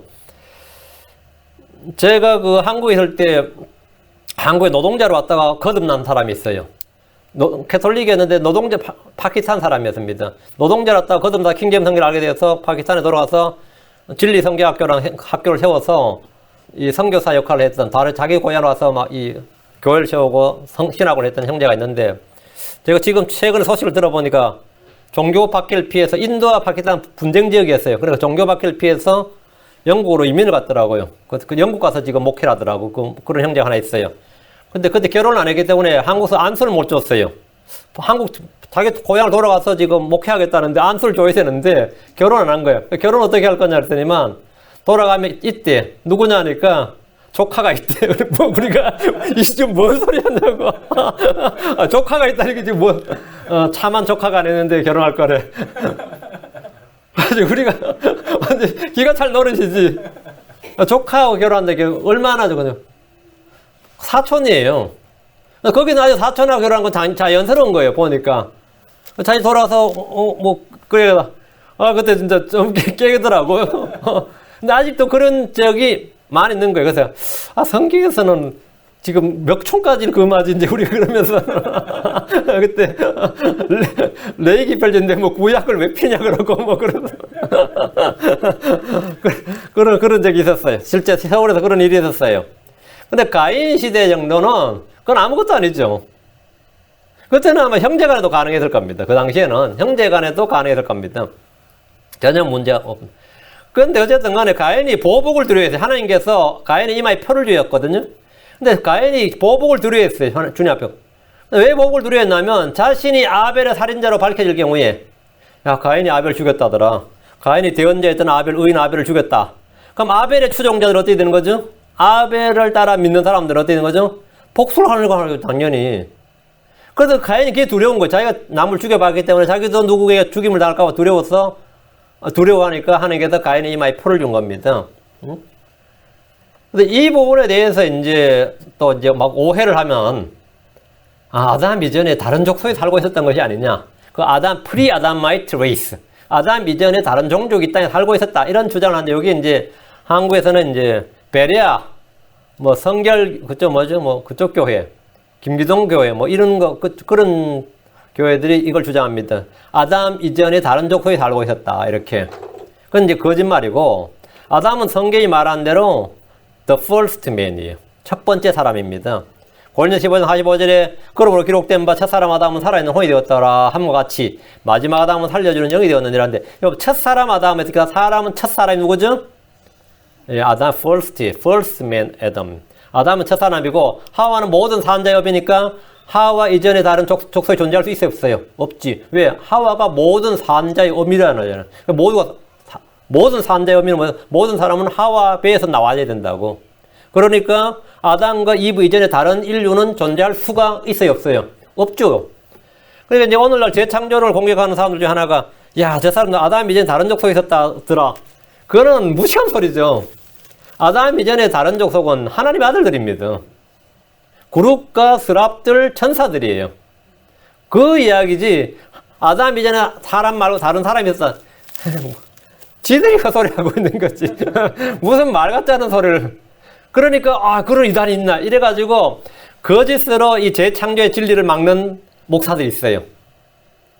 거짓말로 뭐라고 진리를 틀어막는 자신들이 하는 거짓말로 진리를 믿지 못하고 자기 교회 성도들이 진리를 믿지 못하고 접하지 못하도록 틀어막는. 그래서 이전 창조나 이전 세상 이야기하면 그런 막 하나님을 부인하는 배교자가 아닌가 막 이런 생각을 막 갖도록 만드는 거죠. 그럼 우리가 성경적으로 알기에는 이전 세상, 이전 창조를 믿지 않는다는 것은 하나님이 행하신 역사적 사건과 행하신 일을 믿지 않는 불신자입니다. 그것도 고의적으로 믿지 않는 거예요. 내가 믿기 싫다는 이유로. 하나님이 분명히 행하신 일을 믿지 않는 거예요. 하나님 행하신 역사적 사건과 역사적 사실을 믿지 않는다는 말은 완전한 불신이죠. 그런데 무지로 인한 불신이 있고 고의적 불신이 있어요. 그렇게 믿으면 이단 소리 듣지 않을까? 한국교회에서 내가 매장되지 않을까? 이렇게 겁을 먹어가지고 충분히 알만한 사람이 이제 안 믿는 거예요. 요건 이제 일부러 알려 하지 아니하느니라. 예, 그거 알면 골치 아프다 이거예요. 괜히 싸우게 되고 골치 아프다. 그래서 그거 알면 교회 성장 안 된다. 뭐 이런 생각한 거죠. 성경에 따르면 하나님은 아담은 첫사람이고 이브는 모든 산자였며 창세기 3장 20절에 따라서 이 두 구절은 아담 이전에 어떤 다른 사람이 존재했다는 주장들이 다 비성경적인 상상의 소산물이다. 이걸 밝혀주는 겁니다. 자, 다음 하나님께서 동물, 식물 등 모든 것들을 그 종류대로 만들었다. After their kind. 그 종류대로 만들었다. 그 after 이 말은 뭐죠? after란 말은 뭐죠? 앞에 뭐가 있는 거죠? 종류대로 만들었다는 건 원형이 있다는 말 아니에요. 그러면 사람은 다양하게 만들지 않았냐? 사람은 after their kind가 아니라 뭐죠? after his image. after his image가 뭐죠? after란 말 뒤잖아요. 앞에 있는 거, after란 단어 뒤에 있는 게 원형이에요. 그럼 사람의 원형은 뭐죠? 하나님이라고. after his image라는. 사람은 다양하게 만든 게 아니라 하나님이 한 분이시니까 사람도 뭐라고요? 하나예요. 인류의 모든 사람은 한 피, 한 종류입니다. 오늘날 다양한 피부색의 인종이기 때문에 하나님께서 다양한 인종을 창조하지 않았는가? 그들의 종류대로 창조하셨다고 했는데 사람들은 그들의 종류대로 창조한 게 아니냐? 아니면 아담, 노아의 단일 후손이 이렇게 다양하고 서로 다른 인종이 존재할 수 있는가? 이런 의문을 갖습니다. 하나님은 모든 것을 종류에 따라 지으셨지만 사람은 하나님의 형상대로 지으셨습니다. 고로 사람은 다른 종류가 있을 수 없습니다. 만약 다른 종류가 있다면 이는 인간이 아니라 변종입니다. 이 변종이 어디 나오죠? 창세기 6장에 나오죠. 창세기 6장에 보면 앞으로 조만간 다시 나타날 것이다. 현재 모든 인류는 한 피입니다. 사도행전 17장 26절에 또 그분께서 인류의 모든 민족들을 한 피로 만드사 온 지면에 거하게 하시고 미리 작정하신 때와 모든 민족들을 위한 거주의 경계를 정하셨으니 여기 언더라인 한 피로 만드사 one blood 모든 민족들을 뭐라고요? 한 피로 만드셨다. 한 피로 만드셨다. 이제 예수의 피를 믿고 구원받은 사람은 새로운 한 무리를 이루게 됩니다. 한 백성이 되는 거죠. 피부색이 다양하고 다른 체형을 유지하는 이유는 환경과 삶의 습관이나 음식 등으로 쉽게 설명됩니다. 작은 수족관에 자란 잉어는 3-4인치밖에 자라지 못합니다. 그 잉어를 템즈강에 풀어놓으면 14, 15파운드의 대형 잉어로 체형이 바뀝니다. 이 둘은 별종이 아닙니다. 똑같은 거예요. 똑같은 잉어예요. 수족관에 있던 잉어를 템즈강에 풀려놓고 3-4인치밖에 못 자라는데 템즈강에 풀어놓으면 14, 15파운드까지 이렇게 자란다고요. 그럼 이 둘은 완전히 다른 별종이냐면 같은 종입니다. 미국에서 자라는 떡갈나무와 삼나무는 굉장히 큽니다. 그런데 이 동일 묘목을, 똑같은 이 묘목을 일본에서 키우면 어떻게 될 것 같아요? 예, 3ft 이상 자라지 못합니다. 일본은. 그러면 3ft 이상 자라지 못하는 일본산 그 떡갈나무하고 미국산 떡갈나무가 같은 거에 다른 거예요. 같은 겁니다. 생김새가 완전히 다르고 체형이 완전히 다르다고 다른 종류가 아니단 말이죠. 그러면 여기 마이클 조던하고 나하고 같은 종이야, 다른 종이야? 어떻게 생각해요? 도널드 트럼프하고 김정은이하고 같은 종류, 다른 종류요? 예, 같은 종류라고요. 앵초리 꽃의 자연적인 본래 색깔은 노란색입니다. 앵초리의 꽃은 노란색이에요. 그런데 거기다가 말똥거름을 막 주는 거예요. 말똥거름으로 재배하면 앵초리는 빨간색입니다. 빨간색이 돼요. 그 말똥을 넣으면 노란색이 빨간색으로 변해버립니다. 그러면 빨간색 앵초리하고 노란색 앵초리는 같은 놈이 다른 놈이에요? 예, 같은 놈입니다. 같은 놈이에요. 카나리아의 아름다운 노란색은 그 색에 매운 양념을 많이 넣은 먹이를 주면 매우 어두운 색깔로 변합니다. 그 노란색이 짙은 색깔로 변합니다. 색깔이 변해요. 여기에 백인들을 뜨거운 태양 아래 몇 달간 노출시키면 백인이 어떻게 될 것 같아요? 갈색으로 변합니다. 요한 베로 박사의 색깔과 종족이라는 책에 따르면 머리카락과 눈은 이 눈빛, 눈이 우리 갈색 눈이 있고 검은색 눈이 있고 파란색 눈이 있죠. 머리카락에 금발이 있고 검은색이 있고 갈색이 있고 뭐 별색 있죠. 머리카락과 눈의 빛은 개개인의 나이와 종족의 나이에 따라 변하며 중앙유럽의 일부 몇 지역에서는 빨간 머리카락이 일반적이었지만 지금은 회색빛을 띤 갈색 머리카락이 일반적이다. 살색은 기후에 따라 변한다. 이렇게 기록되어 있습니다. 그것은 연구 결과에 그렇게 되어 있어요. 나도 좋은 데 태어났으면 또 다를 뻔했다 이 말이지.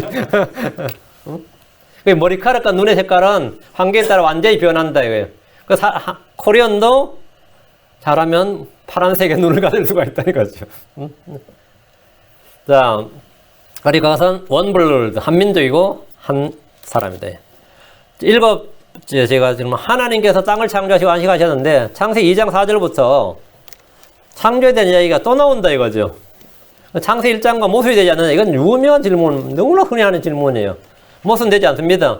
창세기 1장은 이 세상과 우주 창조의 과정을 차례로 6일 동안 보여주신 것이고 창세기 2장 4절부터 나오는 내용은 이 세상이 아니라 6일째 사람을 지으시는 과정과 에덴 창조의 에덴의 동산을 정원을 창조한 과정을 기술한 겁니다. 창세기 2장 4절을 제가 읽는 대로 읽어야 됩니다. 창세기 2장 4절. 우리 성경이 지금 창세기 2장 4절이 좀 독특해요. 영어로는 되게 길게 되어 있는데 한국말은 되게 짧게 되어 있죠. 2장 4절 번역이 좀 어려웠던 것 같아요. 그래가지고 아마 2장 5절을 좀 끌어 뭉쳐가지고 번역이 좀 이상하게 됐는데 제가 번역을 해드릴게요. 창세기 2장 4절은 제가 번역해드릴게요. 주 하나님께서 땅과 하늘들을 창조하신 때 곧 이것들을 만드신 날에 하늘들과 땅의 세대들을 이러하니라. 이게 창세기 2장 4절이에요. 딱 와닿습니까? 어려운 번역 아니에요. 주 하나님께서 땅과 하늘들을 창조하신 때 곧 이것들을 만드신 날에 여기 in the day 여기 언더라인 이것들을 만드신 날에 하늘들과 땅의 세대들은 이러하니라. 한국말은 이상하게 번역되어 있어요 지금. 예. 하늘들과 땅의 세대들은 이러하니라. in the days가 아니고 in the day 이래 되어 있어요. 그죠? 하루만 되어 있다고요. 6일째 하루라고 이건. 성경에 보면 이것들을 만드신 날들 이렇게 안 되어 있어요. 이것들을 만드신 날 단수로 되어 있다고요. 날들이 아니라 날이라고 6일째 하루만을 언급한 겁니다. 창세기 2장 5절 6절은 지구의 상태가 아니라 에덴 동산에 들어설 자리의 상태입니다. 하나님은 아담을 지으신 후 5절 6절의 땅을 9절처럼 만들어 주셨습니다. 자, 9절 또 주 하나님께서 땅으로부터 보기에 아름답고 먹기에 좋은 모든 나무가 자라게 하시니 어디에? 에덴에. 그 동산의 한가운데 생명나무 선악을 알게 하는 나무도 있더라. 어디에? 에덴에. 이건 에덴 이야기예요. 창세기 1장에서 창조하신 종류대로의 나무들이 아니라 에덴에는 보기 아름답고 먹기에 좋은 나무만 거기 자라게 하셨어요. 왜? 거기는 가을들이 있잖아요. 동산이잖아. 지금 사람이 살아야 아담과 이브가 살아야 되는 뭐라고요? 헤드쿼터고 여기가 동산이라고 본부라고 하나님께 특별히 꾸며주신 거죠. 꾸며주신 거예요. 여기는 뭐라고요? 보기 아름답고 먹기에 좋은 나무만 자랐어요. 에덴에는. 다른 나무는 안 자라고. 이것은 창세기 1장에 나무와 식물을 만드신 내용이 아닙니다. 우리는 정원을 가꿀 때 필요 없는 것들을 버리고 필요한 것들만 가지고 와서 단장을 합니다. 하나님 아담이 살게 될 에덴의 동산을 가꾸고 지키도록 환경을 만드신 겁니다. 성경을 예민하게 읽는다면 이체를 결코 놓치지 않을 겁니다. 창세기 2장 19절에서 20절에서 하나님께서 에덴의 동산에, 즉 에덴에서 즉시 들의 모든 짐승들과 공중의 모든 날짐승을 지으셔서 아담에로 데려오셨습니다. 하나님 아담에게 이름을 짓도록 하시기 위해서 들의 모든 짐승, 후패 짐승이 아닙니다. 들의 모든 짐승과 공중의 날짐승들을 지으셨습니다. 창세기 2장의 이 모든 일은 6일째 되는 단 하루 동안 일어난 일입니다. 흔히 하나님 6일째 하신 일을 인간 창조 이렇게 단순하게 말하지만 정확하게 말하면 인간 창조와 에덴의 동산을 만드신 일입니다. 선악을 알게 한 나무의 실과는 셋째 날에 만들어진 것이 아니라 몇째 날요? 여섯째 날에 만들어졌습니다. 이 나무는 여섯째 날에 만들어졌어요. 다음, 자, 8절임, 8번째. 요거는 여러분도 자주 하는 질문일 수도 있고 질문 받을 수 있습니다. 선악을 알게 한 나무의 실과는 하나님 왜 만드셨어요? 자, 한번 물어봅시다. 선악을 알게 한 나무의 실과를 하나님 왜 만드셨어요? 왜 만드셨어요?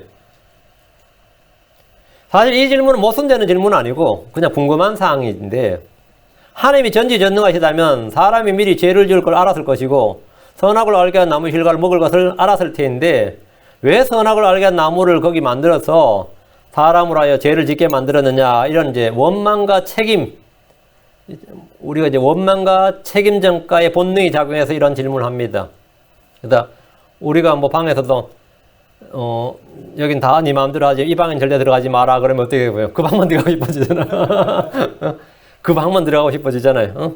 다른 건 다 먹어도 이건 먹지 마라 그러면 그건 못 먹게 했을까 싶고 그것만 먹고 싶어지고 막 그런 거 있잖아요. 그런데 그거 먹어서 사고 터지면 어떻게 되죠? 그걸 왜 크게 둬가지고는 나로 하여금 그렇게 하겠냐 뭐 이런 식의 이런 거 있잖아요. 그래서 사람이 아담이 하나님께서 여자는 왜 만들어 주셔가지고 여자가 나를 속여서 나에게 줘서 먹었나이다 하고 여자는 뱀이 나를 속여서 먹었나이다 뭐 그런 식이란 말이에요. 사람들이 이게 본능이죠. 이건 이제 은행을 털다 잡힌 강도가 재판을 받을 때 재판관을 향해서 은행은 왜 돈이 많아가지고는 이 질문 같아. 은행에 돈은 왜 많아가지고는 나로 하여금 강도질을 하게 했느냐. 그 집에는 왜 돈이 있어서 내가 도둑질을 하게 만들었냐. 뭐 이런 질문과 같은 겁니다. 이거 좀 황당한 질문이에요. 이게 항변이 되는 거예요? 안 되는 거예요? 안 되는 거죠. 안 되지만 사람들은 또 그 질문하면 또 고기를 다 끄덕여요. 선악과는 거 왜 만들어 둬가지고는. 아마 초신자들이 압도적으로 많이 하는 질문 가운데 한 가지가 이거예요. 아파트에 비둘기똥을 요즘 비둘기들이 막 아파트에 말이죠. 한국의 아파트들 고층 아파트들이잖아요. 그럼 거기에 에어컨을 밖에 단다고. 에어컨을 달면 밖에 이제 그게 물 같은 나오더라고요. 거기 베란다 있거든요. 그럼 거기는 완전히 비둘기 집이 되는 거예요. 그러면 비둘기가 거기다 알도 넣고 막 똥을 계속 사대면요. 처음엔 한두 마리, 나중에 막 다 세서 마리 오면 창문을 못 열어요. 그러다고 겁나서 그 청소도 못하고, 요즘 비둘기 똥 전문 청소부도 있어요. 그러고 나서는 거기다가 비둘기 못 앉도록 날카로운 철사로 날카로운 그거를 막 거기 철조망을 해놔요. 그럼 비둘기 앉고 싶어도 못 앉는 거예요. 그런 아파트들에 보면 이 사진 찍어서 올려놓은 거 봤는데, 하나님께서 선악을 알게 한 나무 둘레에는 철조망을 쳐놓고, 그죠? 아니면 대충 가시동물로 쳐놓고, 아니면 탱자나무라도 심어 놨으면, 그래가지고 막 날카롭게 놓으면 못 먹을 거 아니에요.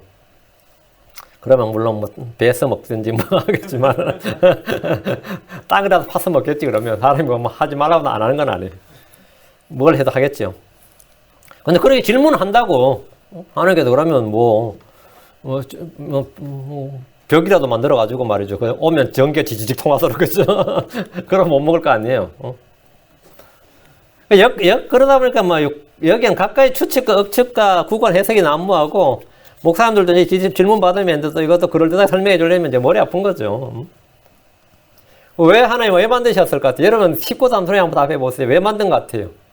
선악을 알게 하는 건 왜 만들어가지고, 그럼 다음에는 하나님 마귀는 왜 만들어가지고, 사람은 왜 만들어가지고, 뭐 그런 거 얼마든지 나올 거 아니에요. 왜 만들어가지고, 왜 만들었어요? 바퀴벌레는 왜 만들었어요? 모기한테 쏘일 때 그러면 모기는 왜 만들어가지고 자꾸 여름 날 쏘게 만드는 거예요? 바이러스는 왜 만들어가지고 막 이렇게 병균을 하게? 파리는 왜 만드신 거예요? 왜 만드셨어요? 이거 모르면 진짜 골치 아픈데 크리스천을 할 수가 없는데 이거 모르면 진짜 여러분 크리스천을 할 수가 없어요. 계시록 4장 11절이에요. 오 주여 주는 영광과 존귀와 권능을 받기 합당하시오니 주께서 모든 것을 창조하셨고 또 그것들이 주를 기쁘게 하려고 존재하며 창조되었나이다 하더라. 뭐라고요? 그것들이 주를 기쁘게 하려고 존재하며 창조되었다고. 주를 기쁘게 하려고 존재하며 창조되었는데 주를 기쁘게 안 하는 존재가 마귀하고 그의 천사들, 사람과 이런 거죠. 나머지는 다 주를 기쁘게 해요. 까마귀들도 주를 기쁘게 하고 사슴들도 주를 기쁘게 하고 심지어 들쥐도 주를 기쁘게 한다고. 바퀴벌레도 주를 기쁘게 하고 열심히 하잖아요. 사람이 주를 기쁘게 안 하지. 우리는 하나님이 무엇을 만드시든지 전혀 간섭할 수가 없습니다. 사람이 제일 마지막에 만들어졌다고요. 사람이 제일 마지막에. 자, 전도서 8장 3절 4절에 그의 눈앞에서 벗어나려고 서두르지 말며 악한 것 가운데 서지 말라. 그는 무엇이든지 자기를 기쁘게 하는 것을 행하느니라. 왕의 말씀이 있는 곳에 권능이 있나니 누가 왕에 이르기를 왕께서 무엇을 하시나이까 할 수 있으랴. 왕한테 왕께서 무엇을 하시나이까 할 수 있으랴. 왕은 자기 마음대로 하는 거예요. 자기 기쁜 대로. 그게 왕이에요. 한국말에도 그 말이 있어요. 군왕은 무치라 이런 말이 있어요. 그런 말 들어보셨어요? 군왕은 무치라. 무치라는 무가 없을 무자고 치는 수치할 때 치자입니다. 군왕은 무슨 짓을 해도 수치가 없다 이 말이에요. 그러니까 뭐 후궁을 10명을 담든지 100명을 담든지 그건 상관없는 거예요. 군왕은 무치라잖아. 그 군왕은 예법에 그냥 무소불위다 이 말이에요. 그 법 위에 있는 사람이기 때문에 그 인륜에 어긋나는데 군왕은 인륜에 영향을 안 받아요. 군왕 그 위라고. 인륜이니 예법이니 뭐 법이니 그 위이기 때문에 그건 영향 안 받는다고. 그 왕들이 제일 좋아하는 말이 그 말이에요. 군왕은 무치라 그래요. 군왕은 수치가 없다. 그 왕께서 무엇을 하시나이까? 그건 말을 할 수가 없는 거다 이거. 그거는 그 만왕의 왕이시고 만주의 주인 주께서 뭘 하셨는데 사람이 대체 뭐 하신 거예요? 그러면은 대체 지금 뭐 하고 계시냐고. 이따위 소리를 하면 안 된다 이런 생각도 하면 그건 신성모독이다 이거예요. 우리는 아무도 하나님께서 창조하신 창조세계에 대해서 이의를 제기할 수가 없습니다. 하나님께서 지으신 모든 것은 모두 보시기에 좋았고 악한 것이 아무것도 없었기 때문입니다. 창세기 1장 31절에 하나님께서 자신이 만든 모든 걸 보시니 보라 매우 좋았더라. 그 저녁과 아침이 된 6째 날이니라 했습니다. 어떤 사람이 좀 자유방임형으로 무질서하게 생겼더라도 그것을 탓할 필요가 없습니다. 이 세상에는 우리가 이해하지 못하는 수많은 생물들과 무생물이 있습니다. 우리가 얼핏 생각이 없었으면 좋았을 것 같은 창조물이 너무나 많습니다. 파리는 왜 있고 모기는 왜 있고 바퀴벌레는 왜 있고 병균들은 왜 있고 박테리아는 왜 있고 바이러스는 왜 있고 다 필요한 것들이에요. 독충은 왜 있고. 그런데 이런 질문에 현명하게 답을 해야 됩니다. 사람이 죄를 짓지 않았다면 그런 병균들과 파이란 모기나 독충들에게 우리는 전혀 영향을 받지 않았을 겁니다. 오히려 우리가 다 다스렸을 겁니다. 우리가 파리들을 다스렸을 거라고. 아담이 죄를 안 지었다면 에덴의 동산에 파리 한 마리도 없게 하려면 한 마리도 없게 할 수 있어요. 모기도 악리 한 마리도 없게 하려면 한 마리도 없게 할 수 있고 벚꽃 안에도 모기한테 한 방 쏠릴 일도 없다고. 바퀴벌레한테 물릴 일도 없고 지네나 정갈한테 물릴 일도 없고. 이거는 이제 하나님께서는 선하게 모든 걸 선하게 하나님의 영광을 위해서 하나님의 기쁨을 위해서 창조했어요. 그 죄를 지어서 땅도 저주를 받으면서 문제 터진 거예요. 그 저주를 받은 땅에서 나는 걸 먹으니까 뭐가 되는 거죠? 뭔가 인성만 변화되는 게 아니라 야수성도 변화가 된 거죠. 짐승들도 변화를 받은 거죠. 저주를 받아버리기 때문에. 사람이 문제가 된 거죠. 그러니까 인간이 죄를 지어 저주를 받지 않았다면 지금의 자연 생태계는 인간에게 전혀 해를 끼치지 않았을 거다. 해를 끼치지 않을 거 사람들이 그런 원망할 것도 아닌 거죠. 서로 간에도 해를 끼치지 않을 겁니다. 그러니까 소나 사자가 함께 먹는 것도 에덴에서 아무 문제 없는 거였단 말이죠. 다니엘 4장 35절 그분께서는 땅의 모든 거주민을 아무것도 아닌 것으로 여기시며 하늘의 군대 안에서든지 땅의 거주민들 가운데서든지 자신의 뜻대로 행하시나니 아무도 그분의 손을 멈추게 하거나 그분께 이르기를 당신이 무엇을 하나이까 하지 못하리라. 하나님께서 하신 일에 대해서 왜라고 따지는 것은 있을 수 없는 일입니다. 당신이 무엇을 하시나이까 하고 못한다 이거죠. 주님께서 자신의 뜻대로 행하시나니 하늘의 군대 안에서든지 땅의 거주민들 가운데 주님은 하늘에서도 자기 뜻대로 땅에 거주 사람들 가운데서도 자신의 뜻대로 행하시나니 아무도 그분의 손을 멈추게 하거나 그분께 이르기를 당신은 무엇을 하시나이까 하지 못하리라 했어요. 하나님께서 하시는 일에서 우리가 뭐 하십니까? 왜 그럽니까? 이렇게 따질 수 없다 이거예요. 대신 우리 뭐라고 말해? 뭐라고 질문해야 되냐? 당신은 무엇을 하시나이까? 이러면 안 되고 왜 나는 주님의 말씀에 복종하지 않는가? 이렇게 따져야 돼요. 왜 인간은 하나님의 말씀에 복종하지 않는가? 이런 질문을 해야 됩니다. 왜 그렇게 간단하고 쉬운 말씀조차도, 그렇게 쉬운 계명조차도 우리는 순종하지 않는가? 왜 하나님의 말씀을 알기를 그렇게 하찮게 얘기했는가? 선악을 알게 한 나무, 생명나무를 동산 중앙에 두신 것은 하나님께서 친히 하시는 일입니다. 그럼 우리가 따질 일이 아니에요. 이 중에 금지된 것은 선악을 알게 하는 나무였는데 생명나무는 금지된 게 아니었습니다. 생명나무를 통해서 사람은 영원한 생명을 누릴 수 있었습니다. 이 나무는 계시록에서 다시 등장합니다. 에덴의 동산을 조성하신 하나님을 통해서 아담을 향한 하나님의 풍성하신가 선하신가 축복은 충분히 볼 수 있습니다. 뭐든지 값없이 먹으랬다. 프리리 마음대로 먹으라 했단 말이죠. 문제는 하나님이 창조하신 하나님 창조하신 아담과 이브가 하나님을 진정으로 사랑하고 섬기는가에 대해서는 알아볼 길이 없습니다. 아담은 하나님께 순종했다거나 말씀을 믿었다거나 사랑했다는 증거가 전혀 없었습니다. 선악을 알게 하는 나무에서 나는 실과는 하나님을 향한 사람의 인간의 태도를 가늠해주는 잣대였습니다. 사람도 뭔가에 자기 위에 권위가 있다는 것을 주님 보여주신 거예요. 그 하나님께서 이 땅에 아담의 기름 부어서 이 땅에 왕으로 삼았기 때문에 아담이 아무도 없죠. 이 지구에서는 아담이 아무도 없었어요. 이 지구에 아담 위에 뭐가 있다는 걸 하나 세워준 게 뭐냐면 아담이 뭐든지 마음대로 할 수 있는데 딱 한 개를 할 수가 없는 거예요. 그게 뭐죠? 선악을 알게 하면 나는 거 먹지 못해. 그거 하나만 못해. 하나님이 딱 하나만 그냥 네 위에 내가 있다는 걸 보여준 거예요. 그게 선악을 알게 하는 나무였어요. 응? 이것만 하지 말아요. 이것만. 그 동안 중앙에 딱 두기 때문에 모든 것 중심이 뭐라고요? 나도 내가 뭐든지 마음대로 다 할 수 있어요. 무소불위야. 아담은 무소불위였어요. 지구의 모든 부동산이 다 자기 거였다고. 이거는 뭐 땅 몇 평 소유한 수준이 아니라고. 5대양 6대륙을 다 자기 소유였다. 노아도 그랬고요. 그 사람은 1000만장자 수준이 아니었습니다. 그 땅이 내 거였어요. 다가 내 거면 사실 또 의미가 별로 없죠. 그죠? 다가 내 거면 별로 의미가 없어. 그죠? 예. 근데 조금 더 많아야지 의미가 있지. 그런데 이 하나님께서 이 나무를 두셔서 내가 하나님의 권위 아래 있다. 나는 하나님의 창조물이다 이거예요. 난 하나님의 창조물이고 하나님 내게 이 땅을 다스릴 권위를 주셨고 힘을 주셨고 모든 걸 주셨다. 이거를 알게 하게 한 거죠. 그게 없으면 아담도 그러겠죠. 난 이 땅에 왜 존재하는가? 뭐 이런 게 있겠지. 난 이 땅에 왜 존재하는가? 실존의 문제가 부딪히지. 응? 난 지금 무엇을 하고 있는가? 하나님이 계시다 이거예요. 응? 그 선악을 알게 하는 나무에서 나는 실과. 이것은 하나님께서 사람에게 하나님을 향한 이 내 마음, 순종의 여부, 그리고 사랑의 여부를 시험하는, 그리고 여기서 보여주는 겁니다. 이 시험은 오늘날로 동일하게 주어져 있습니다. 갈보리 언덕에 높이 세워진 나무가 있습니다. 그것이 바로 뭐냐? 십자가입니다. 갈보리 언덕에 높이 세워진 한 나무가 있는데 하나님 이 나무를 통해서 인간을 향한 무한한 사랑과 긍휼을 보여주었습니다. 이제 사람들이 응답할 차례입니다. 그 십자가에 달린 예수를 믿으면 구원이고 믿지 않으면 지옥입니다. 이는 아담에 주어진 약속과 동일한 약속입니다. 십자가는 하나님 향한 인간의 태도를 가늠해주는 잣대입니다. 자, 9번째. 아담은 언제 죽었는가? 언제 죽었죠? 창세기 2장 17절에 따르면 선악을 알게 한 나무에서 나는 것을 먹는 날에는 반드시 죽는다고 기록되어 있습니다. 창세기 2장 17절. 선악을 알게 하는 나무에서 나는 것은 먹지 말라. 그 나무에서 나는 것을 먹는 날에 내가 반드시 죽으리라 하시니라. 언제 죽는다고요? 먹는 날에. 먹으면 죽으리라가 하면 언제 죽을지 모르는지 먹으면 언제 죽겠지 뭐. 근데 먹는 날에 죽으리라 하면 죽는 날짜가 정해져 있는 거죠. 하나님 분명히 in the day that thou eatest. 네가 먹는 그날에 죽으리라 했어요.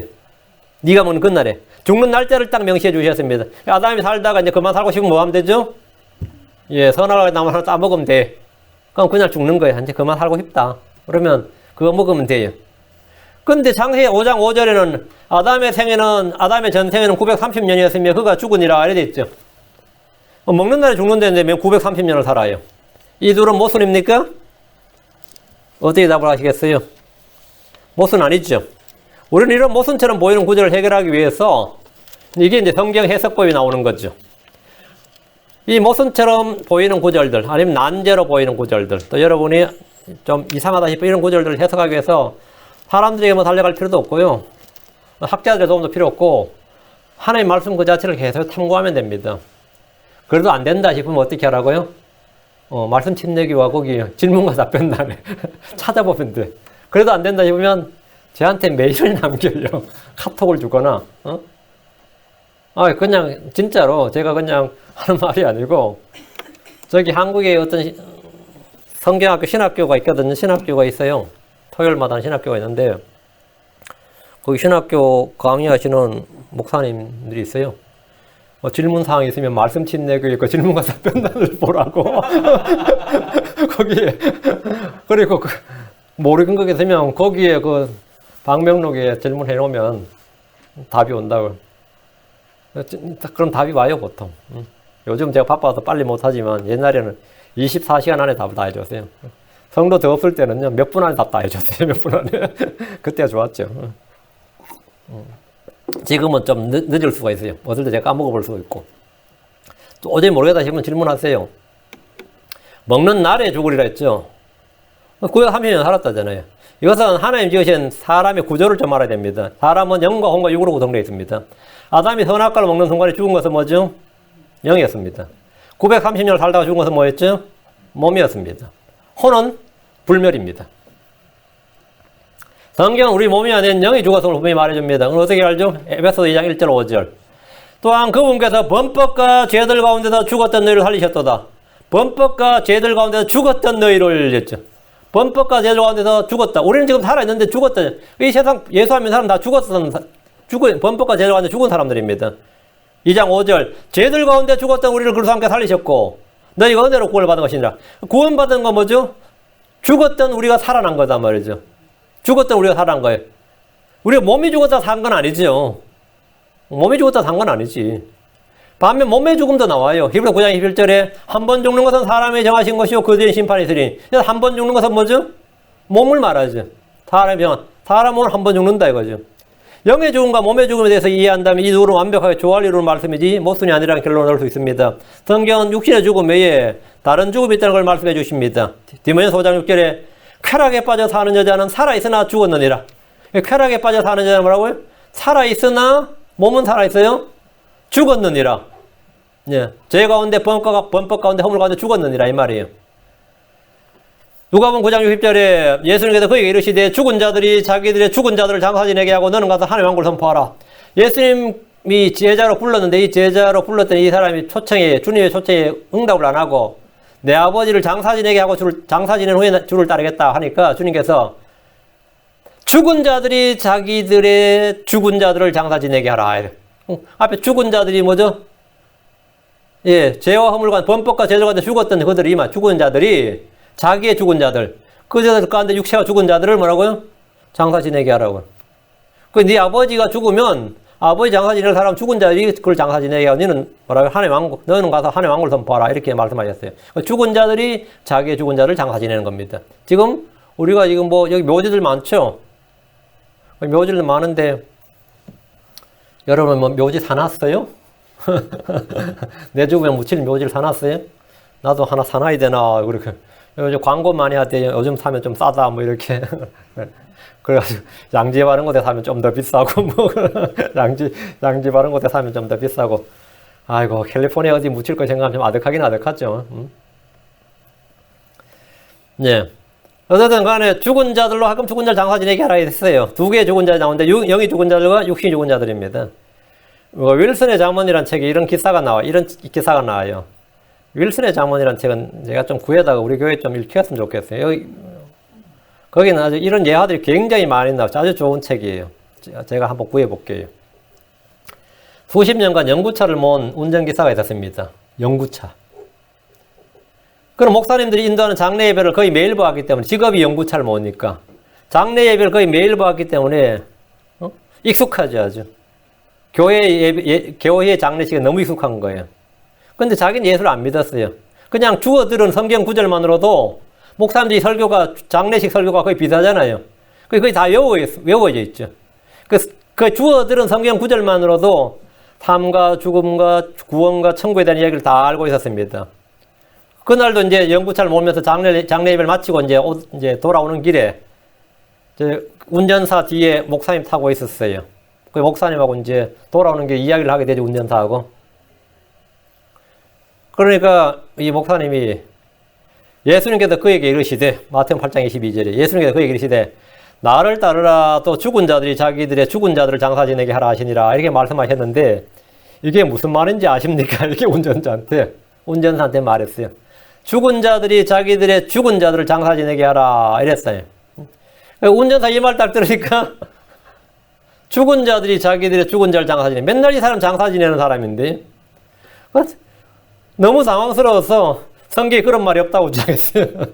성경에 그런 말 없다. 나 그런 말 처음 듣는다. 이 사람 20년 넘게 죽은 사람을 장사 지내는 일을 했다면 20년 동안을. 근데 자신이 죽은 자라는 사실을 알지 못해. 죽은 자가 지금 자기의 죽은 자를 장사 지내고 있다는 거죠. 이 구절을 통해서 자신이 죽은 자라는 사실을 성경을 통해 처음 알게 된 겁니다. 처음 듣게 된 거예요. 성경이 말하는 죽은 자는 영이 죽은 자이고 자기의 죽은 자들은 몸이 죽은 자들입니다. 아담은 먹는 날에 뭐가 죽었죠? 예, 그 영이 죽었고, 예, 930년 살다가 몸이 죽었습니다. 그리고 이제 그 먹는 날에 몸이 안 죽은 이유는, 원래 죽는 날에 몸이 죽는 게 죽는 거죠. 몸이 안 죽은 이유는 그날 몸은 대신 누가 죽었어요? 짐승이 죽었어요. 어린 양이 아담을 대신해서 그날 죽었기 때문에 안 죽은 겁니다. 아주 간단하죠. 그때 대속의 진리가 나온 거죠. 자, 다음에, 예. 하나님의 아들들과 사람의 딸들이 결혼했는데 어떻게 거인이 나올 수 있을까요? 거인이 나올 수 있느냐? 거인이란 말을 문자적으로 거인으로 못 믿고 그래가지고 뭐 징기스칸이나 알렉산더나 뭐 율리우스 시저 같은 이런 사람이 우리가 뭐 위대한 거인들 그러죠. 믿음의 거인들, 뭐 영적 거인들, 뭐 별 좋은 말씀이면 그 사람 아주 뭐 중국의 등소평을 뭐 작은 거인이라 그러세요. 그 사람도 그렇게 표현하죠.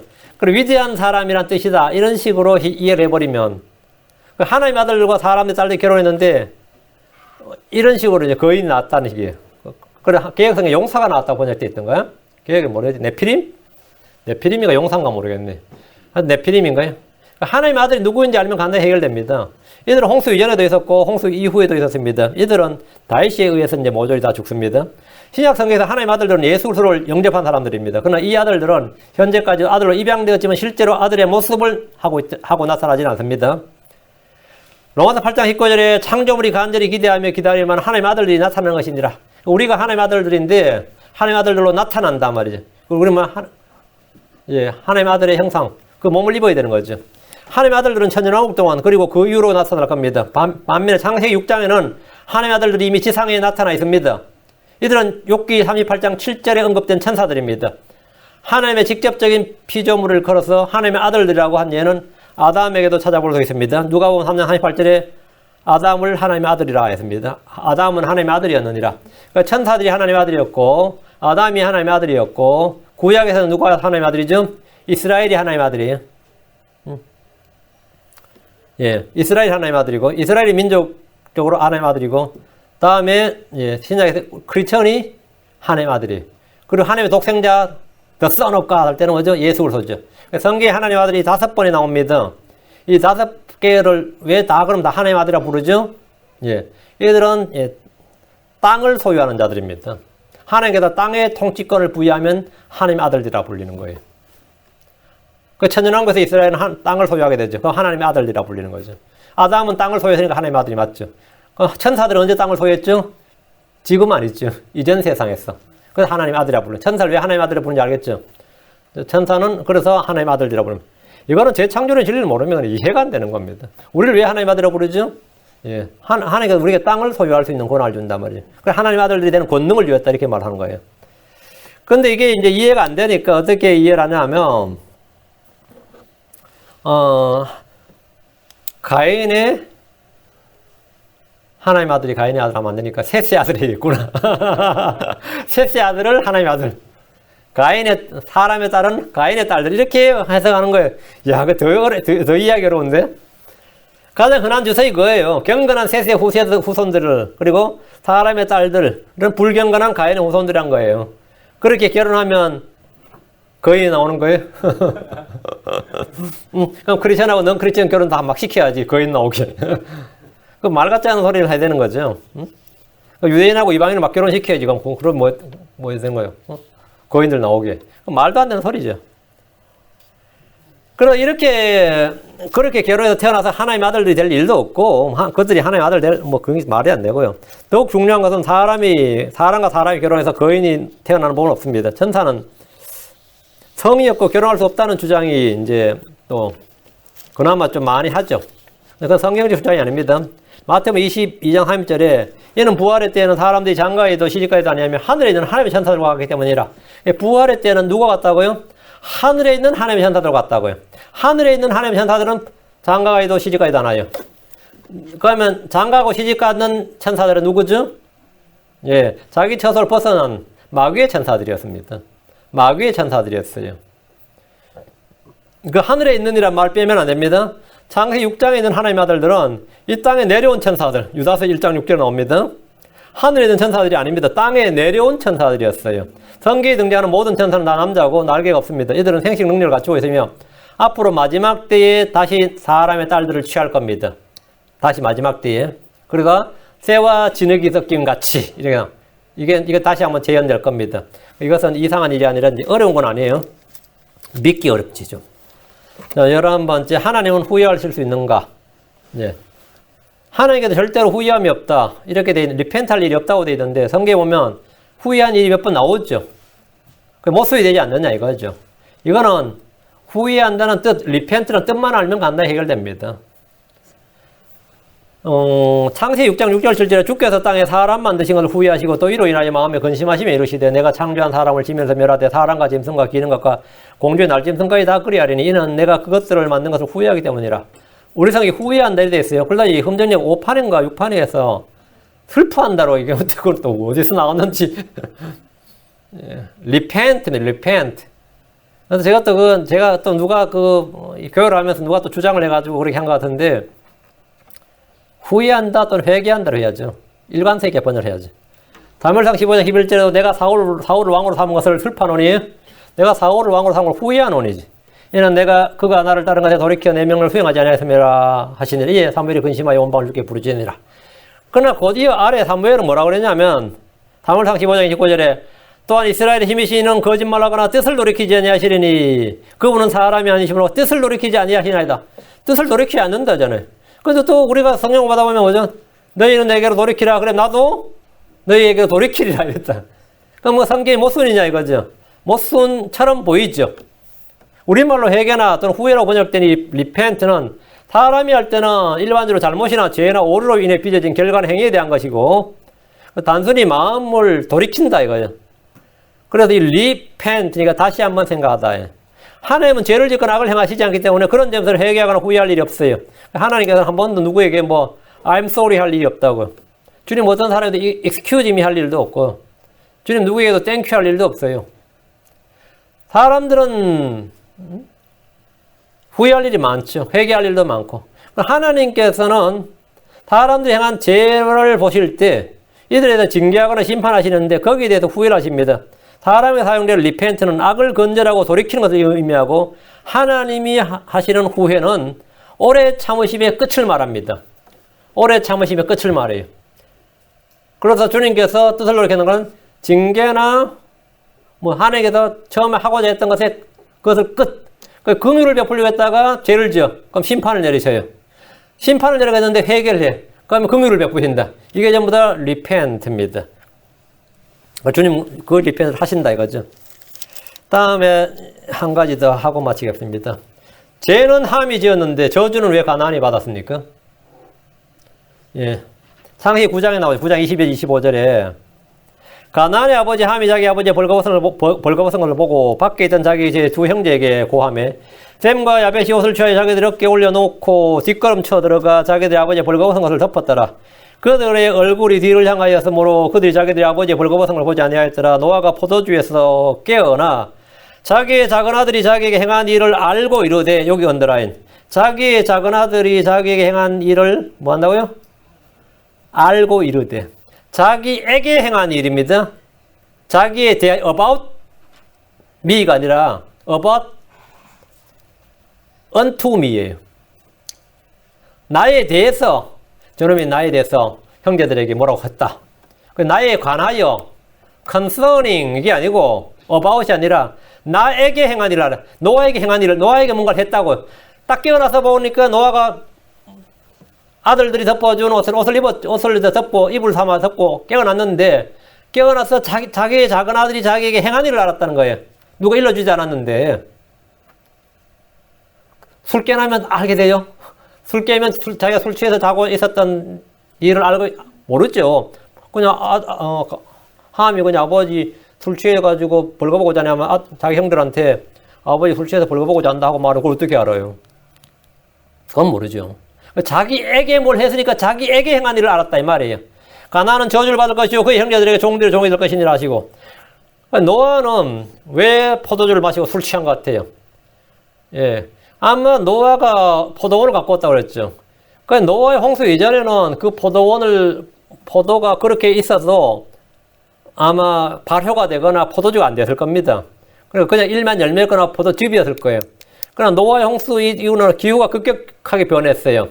그러니까 홍수 이전에 하던 대로 했으면 그거 뭐가 되는 거죠? 그거는 주스가 아니라 주가 된 거예요. 그러니까 주스 마셨더니만 한 번도 안 먹어본 술을 마시게 된 거예요. 그러니까 와인이 되어버렸단 말이죠. 그러니까 노아가 그냥 술에 취해서 그냥 날씨도 덥고, 아니 뭐 어떻게 간에 술 기운을 내서 그냥 그래 된 거예요. 충분히 이해는 되죠. 노아를 이해를 못할 수가 없죠. 방주에서 나왔을 때 한번 생각을 해보세요. 모든 생물이 다 죽고 없는 뼈만 있는 아라라사가 내려올 때 어땠을 것 같아요? 트라우마 걸리지. 그런 사람이 뭐 술 취했다는 것도 올라온 일은 아니에요. 근데 이런 거는 뭐 여러 가지로 해석할 수 있는데, 어쨌든 이 본문에는 노아는 함이 자기에 대해 행한 일이 아니라 자기에게 행한 일을 알았다고 그랬어요. 여기서 성도들이 자주 제기하는 의문이 두 가지입니다. 어떻게 함이 행한 사소한 실수를 가지고 노아가 잠에서 깨자마자 무서운 저주를 할 수 있는가? 그래서 저주를 할 수 있는가? 왜 함이 아니라 함의 자식 가나안이 저주를 받았는가? 이 두 가지입니다. 우리는 여기서 성경을 매우 주의 깊게 살펴볼 필요가 있습니다. 단순히 아버지 노아가 술에 취해서 옷을 다 벗은 채 자는 것을 보고 다른 형제들에게 일러주었을 뿐인데, 노아가 일어나서 불같이 화를 내며 저주를 했다면 노아의 인격에 좀 문제가 있는 것이 아닌가, 그런 생각이 듭니다. 하나님의 모든 명령을 준행한 노아가 자신의 벌거벗은 몸을 막내 아들이 보았다는 것 하나로 그렇게 화를 낸 것은 아닙니다. 22절에서 자기 아버지의 벌거벗음을 보고 이렇게 말했지만, 24절에서는 노아는 깨고 나서 안 거 뭐죠? 그냥 눈으로 watch 그게 아니라 자기에게 자기의 행한 일을 알고 있어요. 그러니까 함이 노아에게 벌거벗음을 보았다 이 말은 뭐죠? 이거 성추행이에요. 함이 눈으로만 아버지 보고 밖으로 나갔다면 술에 취한 채 자다 깬 노아가 알 수가 없습니다. 그 사실을 알 수 없었을 겁니다. 24절을 보면 노아는 술에서 깨고 나서 자기의 작은 아들이 자기의 행한 일을 알았다고 되어 있어요. 눈으로 보고 간 일은 자기에게 아무것도 안 한 것이지 한 것이 아닙니다. 노아가 말하는 것은 자기 몸에 함이 무슨 짓을 하고 간 것을 알았다 이거예요. 이것은 이제 sexual activity, 이게 뭐 동성애일 수도 있고 뭐 이런 거예요. 하나님 이 부분에 대해서는 자세히 묘사하지 않았는데 성경을 읽으면서 구절과 구절을 비교하면 함이 무슨 짓을 했는지 저절로 알 수 있게 해주셨습니다. 레위기 18장 6절 7절에 너희 중에 아무도 친족 중에서 자기 어떤 가까운 사람에게 다가가서 그들의 벌거벗음을 드러내지 말라. 내가 벌거벗을 보았다. 이런 말은 뭐죠? 그와 성적 관계를 했다 이 말이에요. 그러니까 그들의 벌거벗음을 드러내지 말라. 나는 주니라. 너는 내 아버지의 벌거벗음이나 내 어머니의 벌거벗음을 드러내지 말라. 그녀는 내 어머니인즉 너는 그녀의 벌거벗음을 드러내지 말라. 벌거벗음을 드러낸다는 말이 뭔지 알겠죠? 그래서 여기서 내게 계속 명령이야. 내 이모의 벌거벗음을 드러내지 말라. 내 누이의 벌거벗음을 드러내지 말라. 내 노모의 벌거벗음을 계속 이제 명령이 나와요. 벌거벗음이 뭔지가 딱 나온 거죠. 이는 근친상간이나 동성애를 모두 포함하는 성행위를 말합니다. 이로써 함이 노아에게 행한 일이 뭔지 알 수 있는 거죠. 그럼 창세기 7장 22절에서 함이 아버지 노아의 벌거벗을 보았다는 말은 그 뜻이 뭐죠? 처음에는 이제 창세기 읽을 때는 그냥 벌거벗을 보고 이놈이 좀 경망스럽게 나가서 입을 떠벌렸구나 이래 싶었는데, 그게 아니라 노아가 깨어서 자기의 행한 일을 알고는 저주를 쏟아부은 거예요. 한 짓이 이거는 인간이 할 일이 아니다 이거지요. 인간이 할 일이야. 그래서 노아의 벌거벗을 보았다는 말은 저절로 알 수 있는 말이에요. 그러면 노아가 술에서 깨고 나서는 이제 함을 저주해야 될 거 아니에요. 근데 함은 세 아들은 벌써 이전에 복을 받았어요. 축복을 받았어. 복을 받았기 때문에 저주를 못하게 된 거죠. 가나안의 아버지 함이 이미 창세기 9장 1절에서 축복을 받았어요. 노아는 함의 아들 가나안에게서 왜 가나안을 저주했냐면 가나안에게서 동일한 죄를 보았거나 노아가 대언자로서 미리 앞을 내다본 겁니다. 그래서 가나안족 속의 죄가 뭐지요? 가나안족 속의 죄가 뭐죠? 동성애예요. 가나안족 속의 죄가 제일 큰 죄가 우상숭배도 물론 많이 동성애였어요. 가나안족 속의 죄가 창세기 9장에서부터 시작된 거예요. 가나안족 속에. 그래서 가나안족 이 가나안의 죄를 저주한 거예요. 함이 아버지 노아에게 하는 것으로 봐서 함의 아들 가나안도 함과 동일한 죄를 범하였거나 그와 동일한 죄에 깊이 연루되어 있을 가능성이 높았던 겁니다. 이는 이후로 성경에서 가나안 족속들이 하는 역사적 사실을 통해서 어렵지 않게 확인할 수가 있습니다. 성경과 역사는 동일하게 가나안 족속들의 성적 문란과 동성애, 근친상간, 짐승들과의 교접 이런 것에 대해서 상세히 언급하고 있습니다. 이는 노아의 저주가 매우 정당했음을 입증해 주는 겁니다. 자, 오늘 제가 한 12가지 정도 뭐 짧게 창세기에서 앞에 보면 이렇게 했는데 이렇게 전 질문과 답변을 계시록까지 다 정리하고 싶은데 다 정리하면 많겠죠. 예. 여러분이 질문과 답변을 다 저한테 하면 틈틈이 정리해놔도 나중에 묶어내면 될 겁니다. 그러면 이렇게 여러분 질문하면 제가 다 해놨다가 나중에 목록을 딱 짜가지고 성경별로 끌어내면 되죠. 그러면은 언젠가는 책이 한 권 나올 수 있죠. 제가 작심하고 써야 되는데 지금 제가 그럴 사정은 지금 잘 안 되고요. 창세기 출애굽기에서 계시록까지 이렇게 모순처럼 보이는 구절들을 쭉 다 정리하면 좋습니다. 여러분이 모른다 싶으면 질문하시면 돼요. 잠깐 기도하고 성경을 어떻게 해석하는가, 우리가 성경을 어떻게 푸는가 여기에 대해서 오늘 잠깐 말씀드렸습니다. 우리는 성경의 무호성과 절대성을 믿고 그 말씀에 근거해서 풀면 된다는 겁니다. 자, 기도하겠습니다. 위대하시고 거룩한 주 하나님 감사합니다. 하나님께서 은혜와 긍휼을 베푸시고 복을 주셔서 하나님의 말씀을 저희가 잘 깨닫도록 도와주시고 또 말씀에 기록된 모든 하나님의 섭리와 또 하나님의 뜻과 계획과 그 모든 것을 저희가 밝게 알 수 있도록 도와주시고 또 말씀에 기록된 이 주님의 전능자 영감이 저희 속에 들어와서 명체를 주시기를 원합니다. 아버지 도와주시고 늘 깨닫는 마음을 주셔서 말씀의 부하들, 그 지혜와 지식의 부하들을 저희가 캐내어 소유할 수 있도록 도와주십시오. 말씀을 빼앗기지 않도록 해주시고 또 저희 마음속에 단단히 박힌 목과 같이 박히도록 인도해 주십시오. 감사드리며 주의 성기도합니다. 아멘. 아멘.